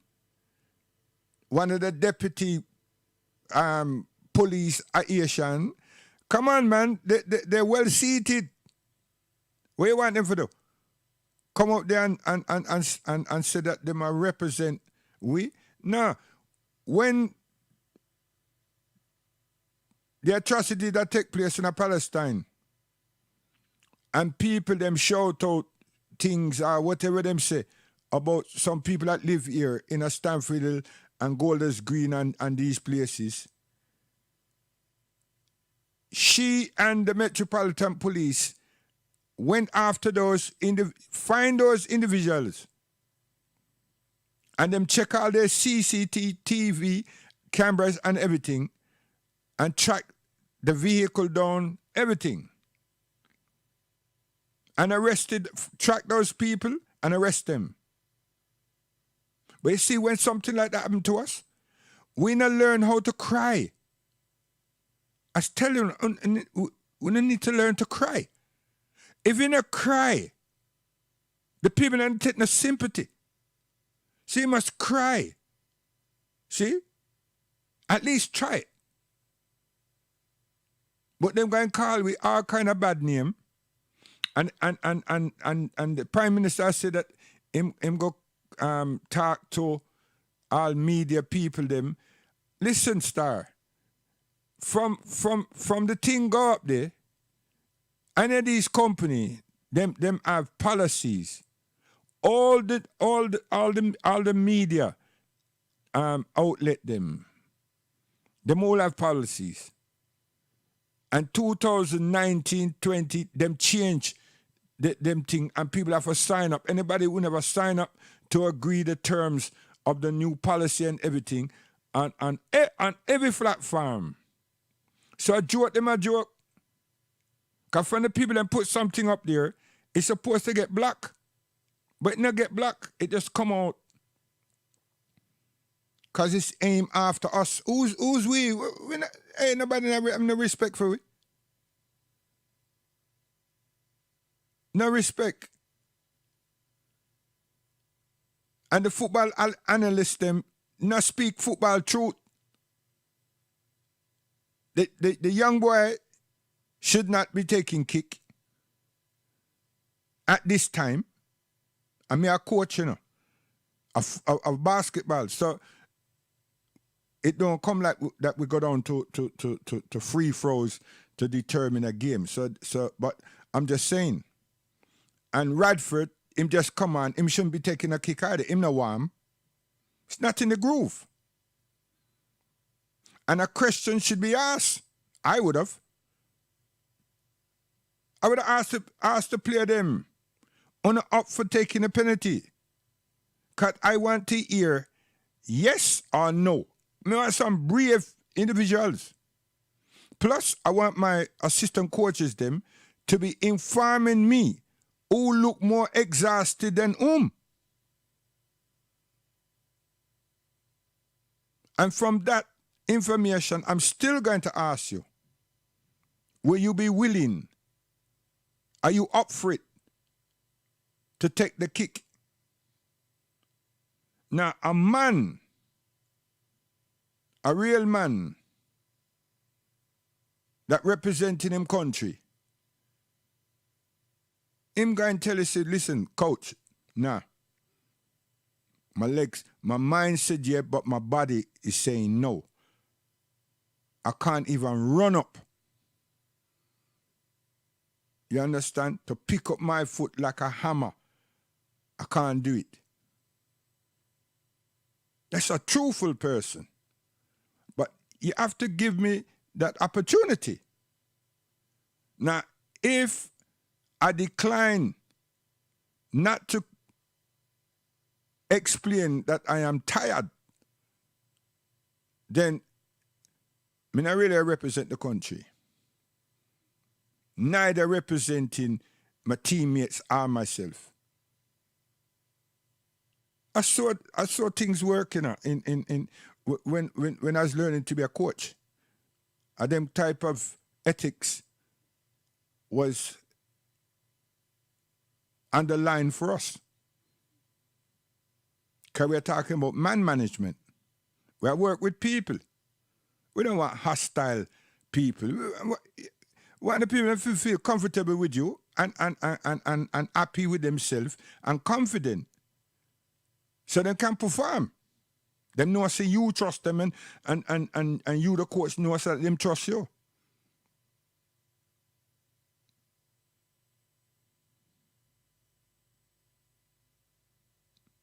The person that the person that I look at carefully to say, well, him should not be chosen to kick ball for a penalty was Sterling. He looked knackered.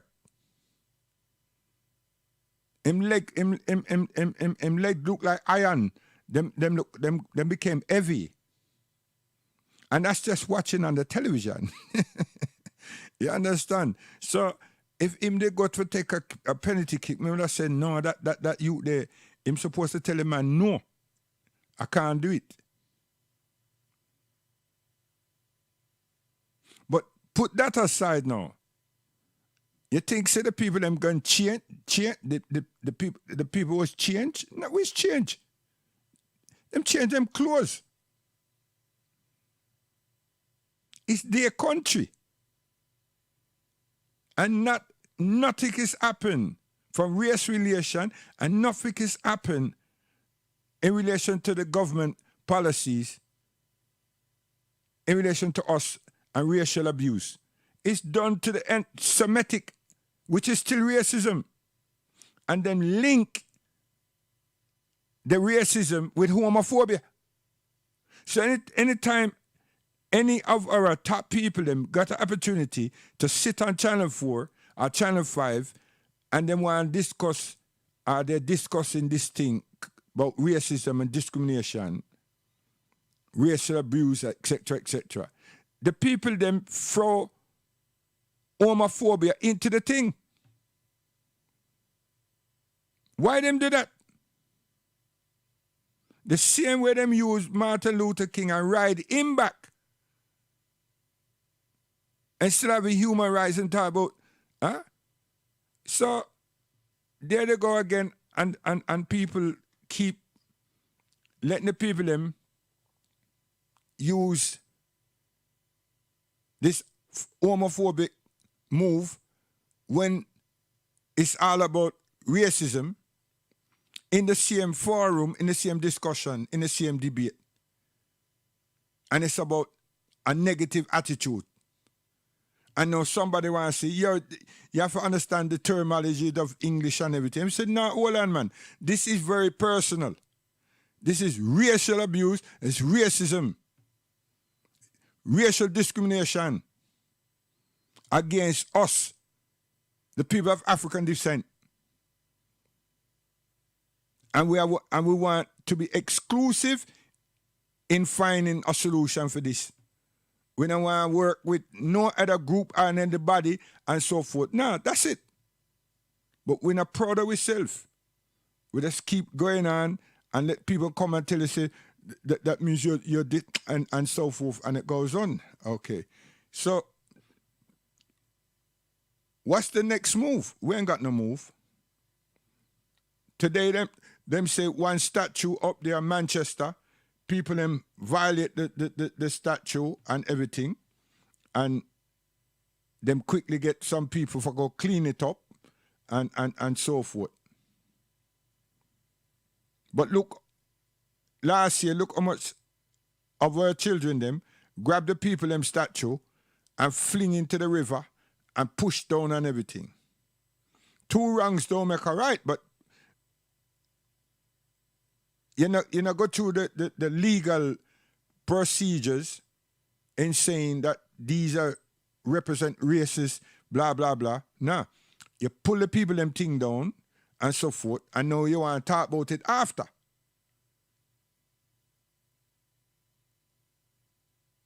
But we're all heads, and some person will say, well, you know what I mean? Said, you know what I mean, what? If we're the old head, that means that we have some sense, and we are trying to calm the situation down, because we've been there before, and let the young people them understand how to present themselves and how to develop a case. But nah, when I just met them go rampantly, right? So now Petty Patella, whatever her name is throwing everything at us. Now them discover again that the Metropolitan Police is institutionally racist. The head person is keeping them head low. Ain't making no comment about nothing. Now everybody wants to say that the supporters them that went to Wembley, them do this, and this. And this is after the event.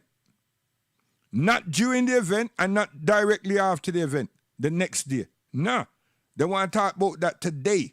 This body has said that this and this happened and that happened, and there's pitch invasion and testing. And you understand? It's just like when them say Europe and the Prime Minister and his full administration come out and say, no, nothing go so, done with that, shut that down and bang. And that happened. Then they do the same thing for racial abuse and racial offense. Yo, the youth them could have go there and score the goal, you know, in the extra time, and England win. None would have changed. It's just that England won.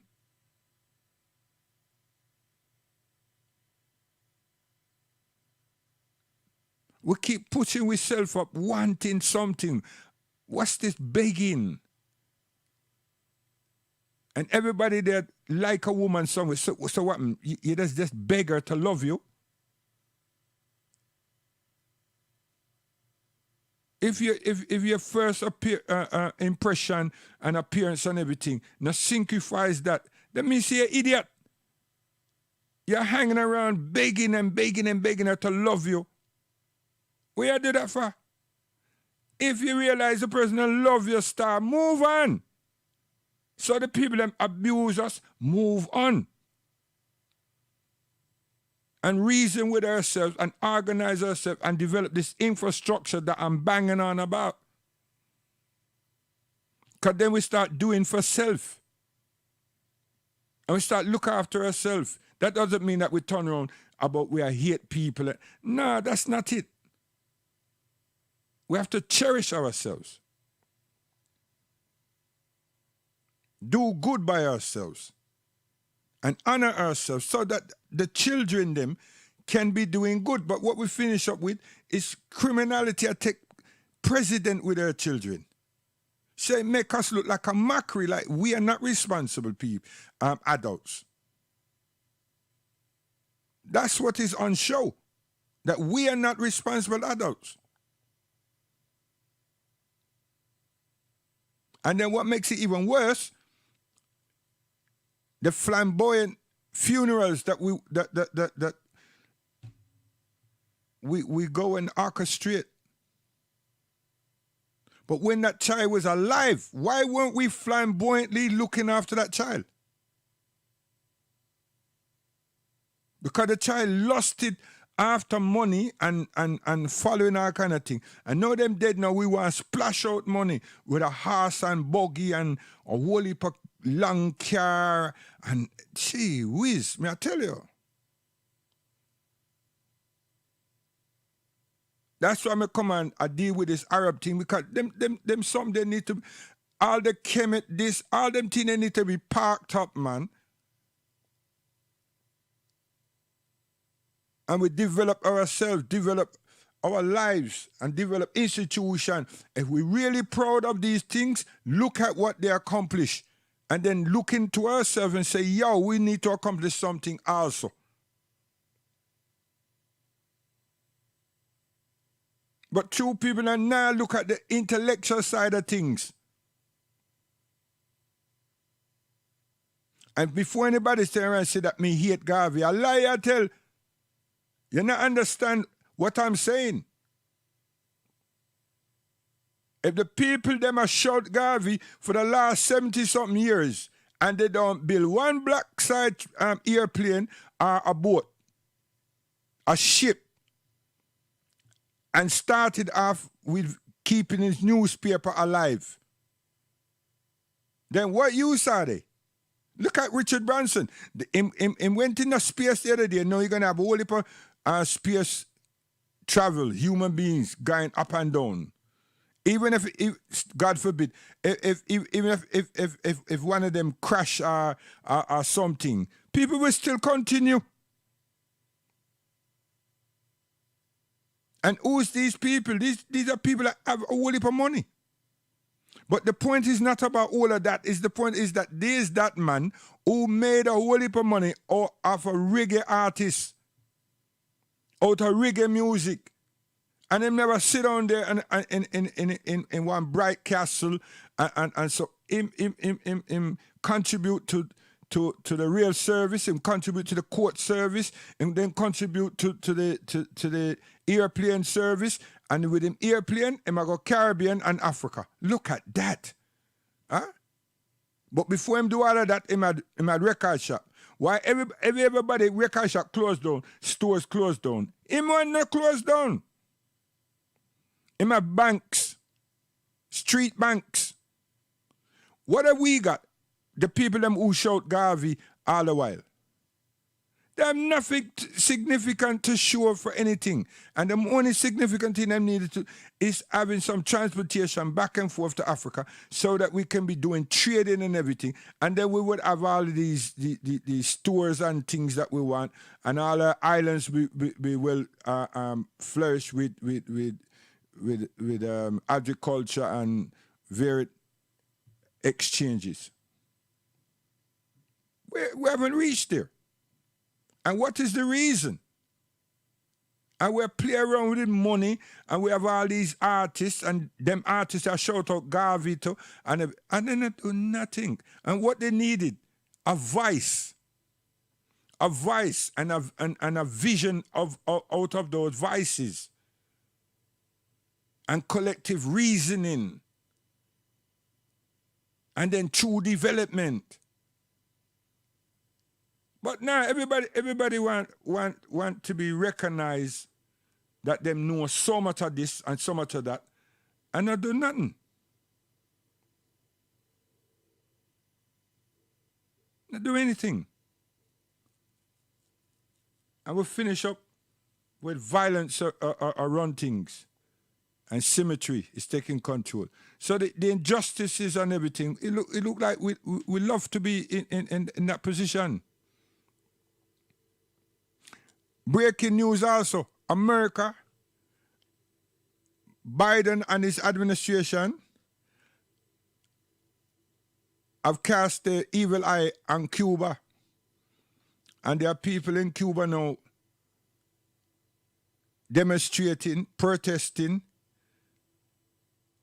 and following a norm to say that, so they're saying something. Biden has said that the Cubans have said they want freedom. And I'm saying, how the hell can you use that word? You never get the African-American freedom up to now.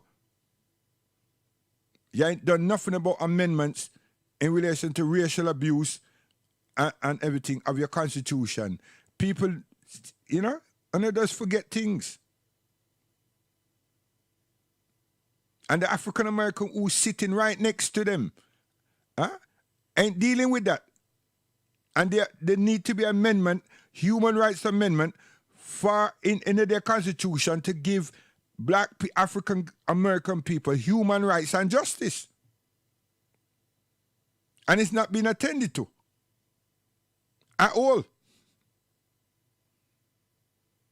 So the injustices will be continuing, because you can't just focus on the police, boy. You talk about the practice throughout the state. So civil rights never hack it. It's about human rights. So now them got them evil eye upon Cuba, and them show some beautiful places on the news of Cuba that me have to wait. How you get to show that? You understand? So they look like Florida. You understand? And the thing is, Cuba got 3 vaccines. So all this little thing that them create them down there, it could be all to do with Cuba pushing out them ready to push out the vaccine. And it's not one them have 3. Oh gosh, man. 3 vaccines in a Cuba. Not that the people them need to take 3 of them. Them have 3. Gosh, man.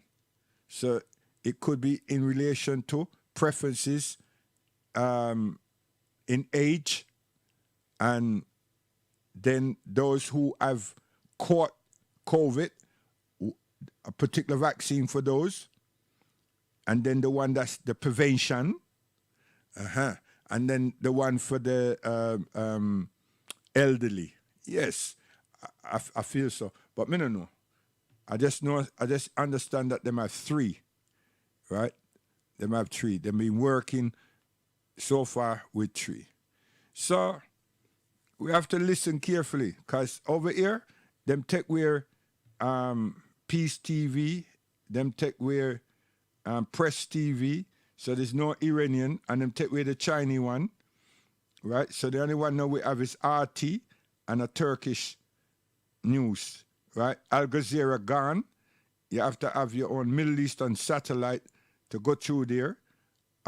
Not you have to subscribe to somebody or the other, right? So that's it, right? So these people who now move Benjamin Yahoo out of president department, them have things going in the dark.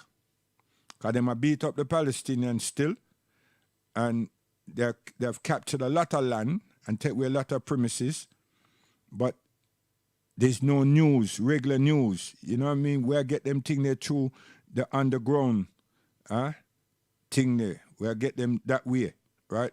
So you know that when we get something like that, it's all like 2 days late. It's not real time. You understand? Seriously, because when some people them are got to be found out, the people them confiscate them computer or them phone. This is what's happening over there. So the footballers them, yeah man, when they're there with the 3 lion, when I should ask the FA, what does the 3 lions mean? You know? What's with the 3 lions? What's the significance of these 3 lions? And if them tell you say something to do with Africa, then you turn around and say, well, then we have a right to be playing. But we need to be respected. It's a strange thing. So, you know what I mean?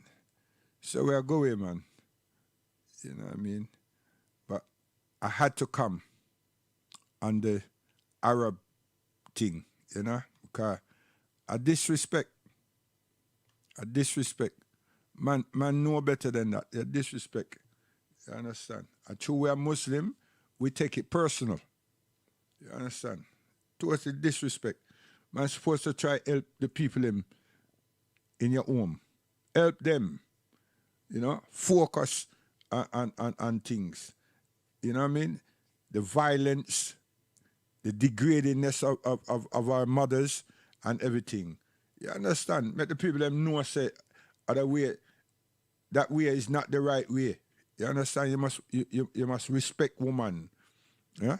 Be dignified to woman. Stop tell this body for suck out this and that. A badness that, and the other people them who feel say that if them have a gun, them is the prime minister or president. Then if they want gun, go and train in the American army. Right? Because they want gun, that means they want action. So go and sign up with the American army. They will always have some activity.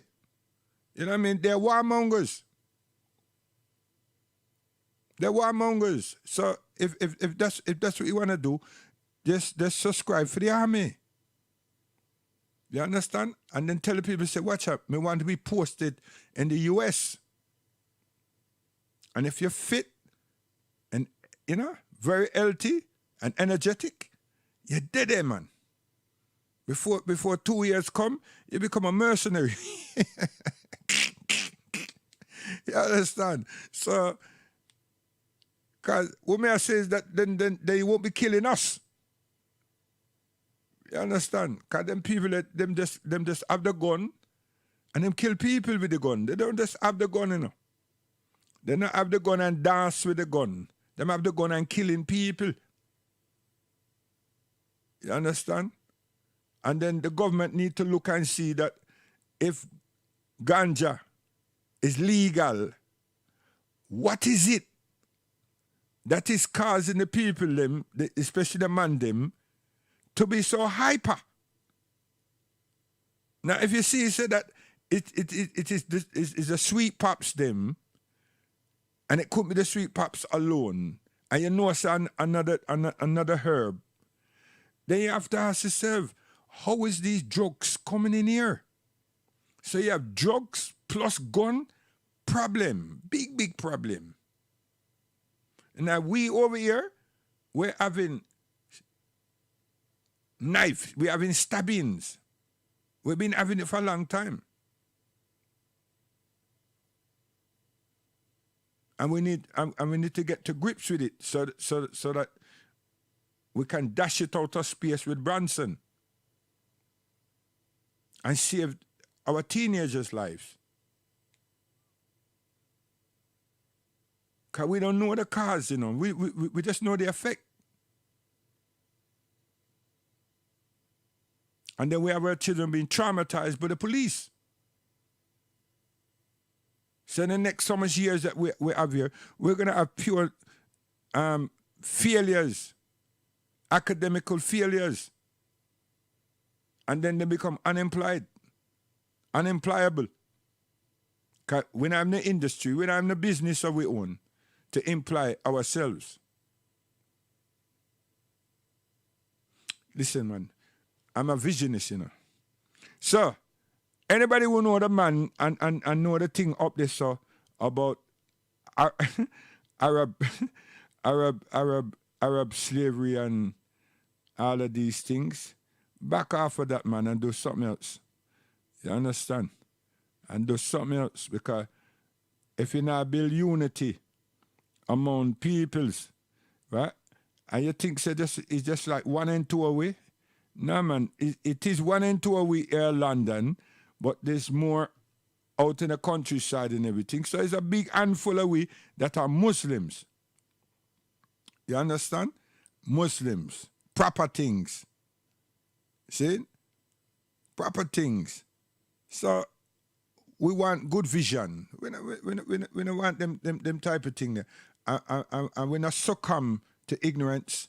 And we're not saying that because we are Muslim and everything, that we don't identify with wrongdoings and everything. We know who Arabs are, and we accept all of that. It's just like when we come to England, after 1 or 2 years being here, we understand, we hear derogatory terms used towards us. So all this black thing, we don't know that. That become a learned thing in England. all the gully this and the end this. We look, all those things come to the forefront in England. We never know about them things before. And now with the football, no further things happen. Wow. So a generation out there have created more derogatory terms against us as African peoples. Boy. And then write it and put it up in them on the multimedia platforms. They not feel no way about it. Yeah. You understand? So you to write something there and say this, you know, you might tell your friend them, you see how they in denial. We're not in denial or nothing, but we know say that we are Arabs also. So you need to make people understand say we are chat about. Because if you chat about the Byzantiums and this and that peoples and so forth, you know what I mean? But we are them too. So you want to qualify Saudi Arabians, right? And understand that my grandfathers were part of those who work on the Suez Canal. So we know enough things, you understand? And it's been handed to us through relatives as well. So we're not there upon a hearsay, them say. Guidance.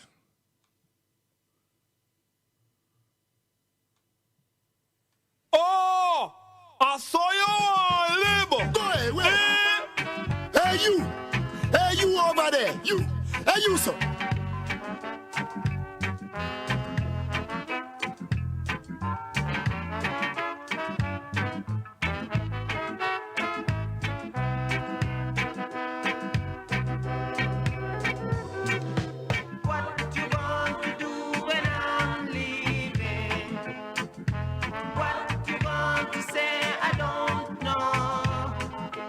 Me about to build a mosque in a Uganda, so don't run up your mouth about anything. You understand? And a home too, God willing. Yeah.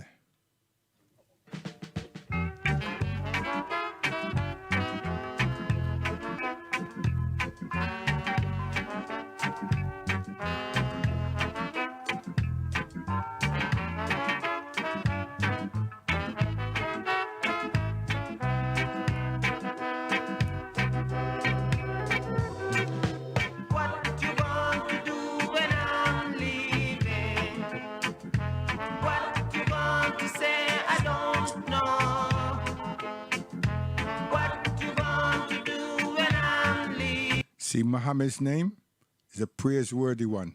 See, Abdullah, the name Abdullah, or Abd is a servant of Allah. The servant of Allah, Abd. And Abd can be called in the English language, English word, slave. Huh? But when someone else say that, no, what? You make yourself a slave of God? And then we say, exactly.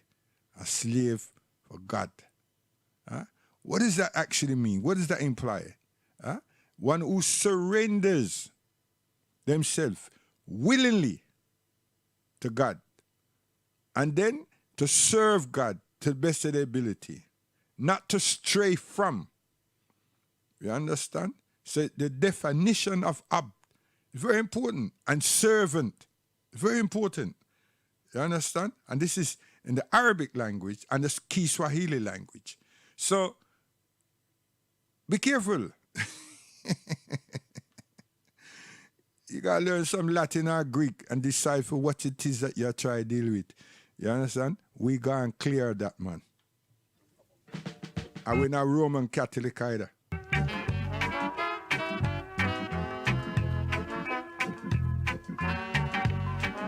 Assault you, ayah! Yeah.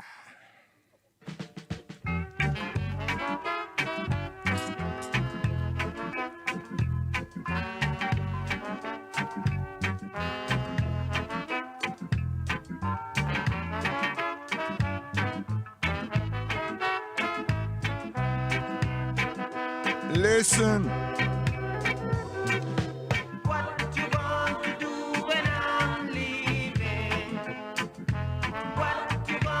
Say I don't know what you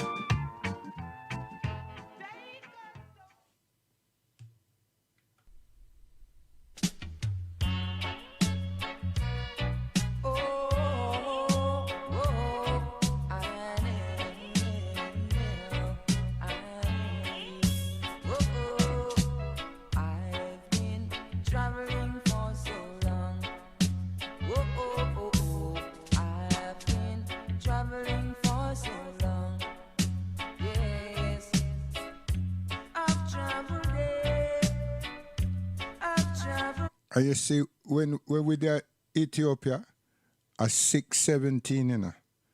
You understand? So, who do you think of us? You understand? So this is recording that we have been grateful that our sheikh and different people have translated. You understand? So we can't, you know, we just go to 617 star. You understand? And we're there with Nakashi. You understand? The Muslims in Abyssinia. I tell you. You understand? And them are followers of Abraham alayhi salam. Them are followers of Musa, whether they believe him or not. Moses alayhi salam. And them are followers of Christ. You understand? Isa alayhi salam. We don't know about no Jesus guy person. You understand? Yeah. And them thing that was going on in Ethiopia. Unitarians, you understand? Okay, right? It is latter years, right? Little more down, that some people them come around with the Catholicism, you understand?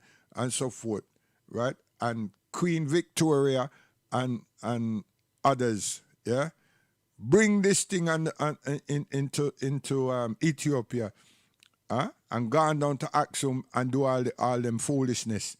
You understand? So where now you're supposed to have a Solomon dynasty of Menelik. Nah, they imprison Menelik.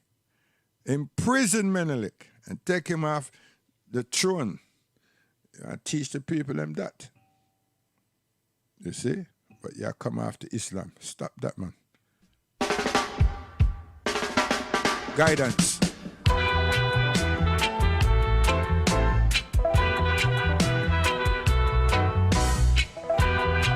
Yeah, Marcia. Sweet night.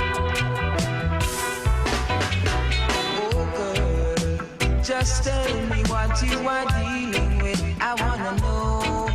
What you say? You sleep? Just tell me what you are dealing with. Oh, you sleep when you talk to me. Marcia. Sweet. Guidance. Easy, Sonia. Aisha.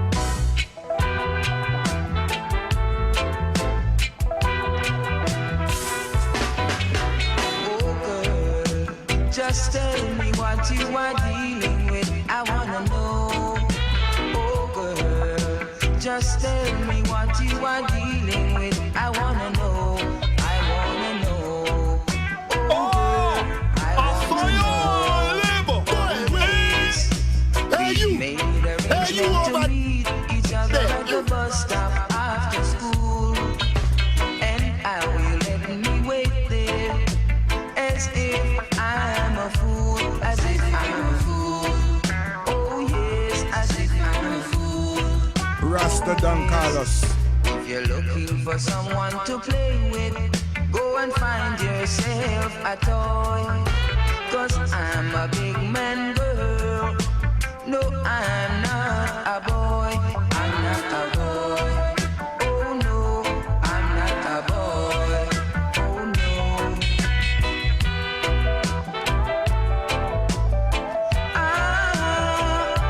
Yes, I will.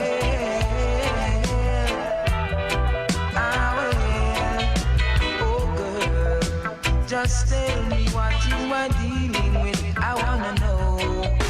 Oh girl, just tell me what you are dealing with. I wanna know. I wanna know.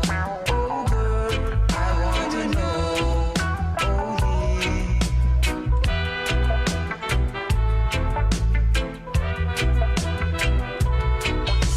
You're looking for someone to play with.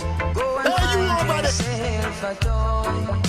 'Cause I'm a big man. Hey, you over there. You. Hey, you, so. I'm not a boy. I'm not a boy. Oh no, I don't play with toys. Oh no.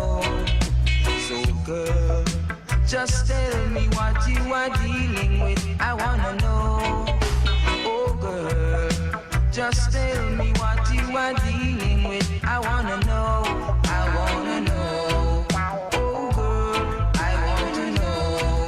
Oh yes, we made arrangement to meet each other at the bus stop after school. And how you let me wait there, as if I'm a fool, as if I'm a fool. Oh yes, as if I'm a fool. Oh yes. Ah, ah,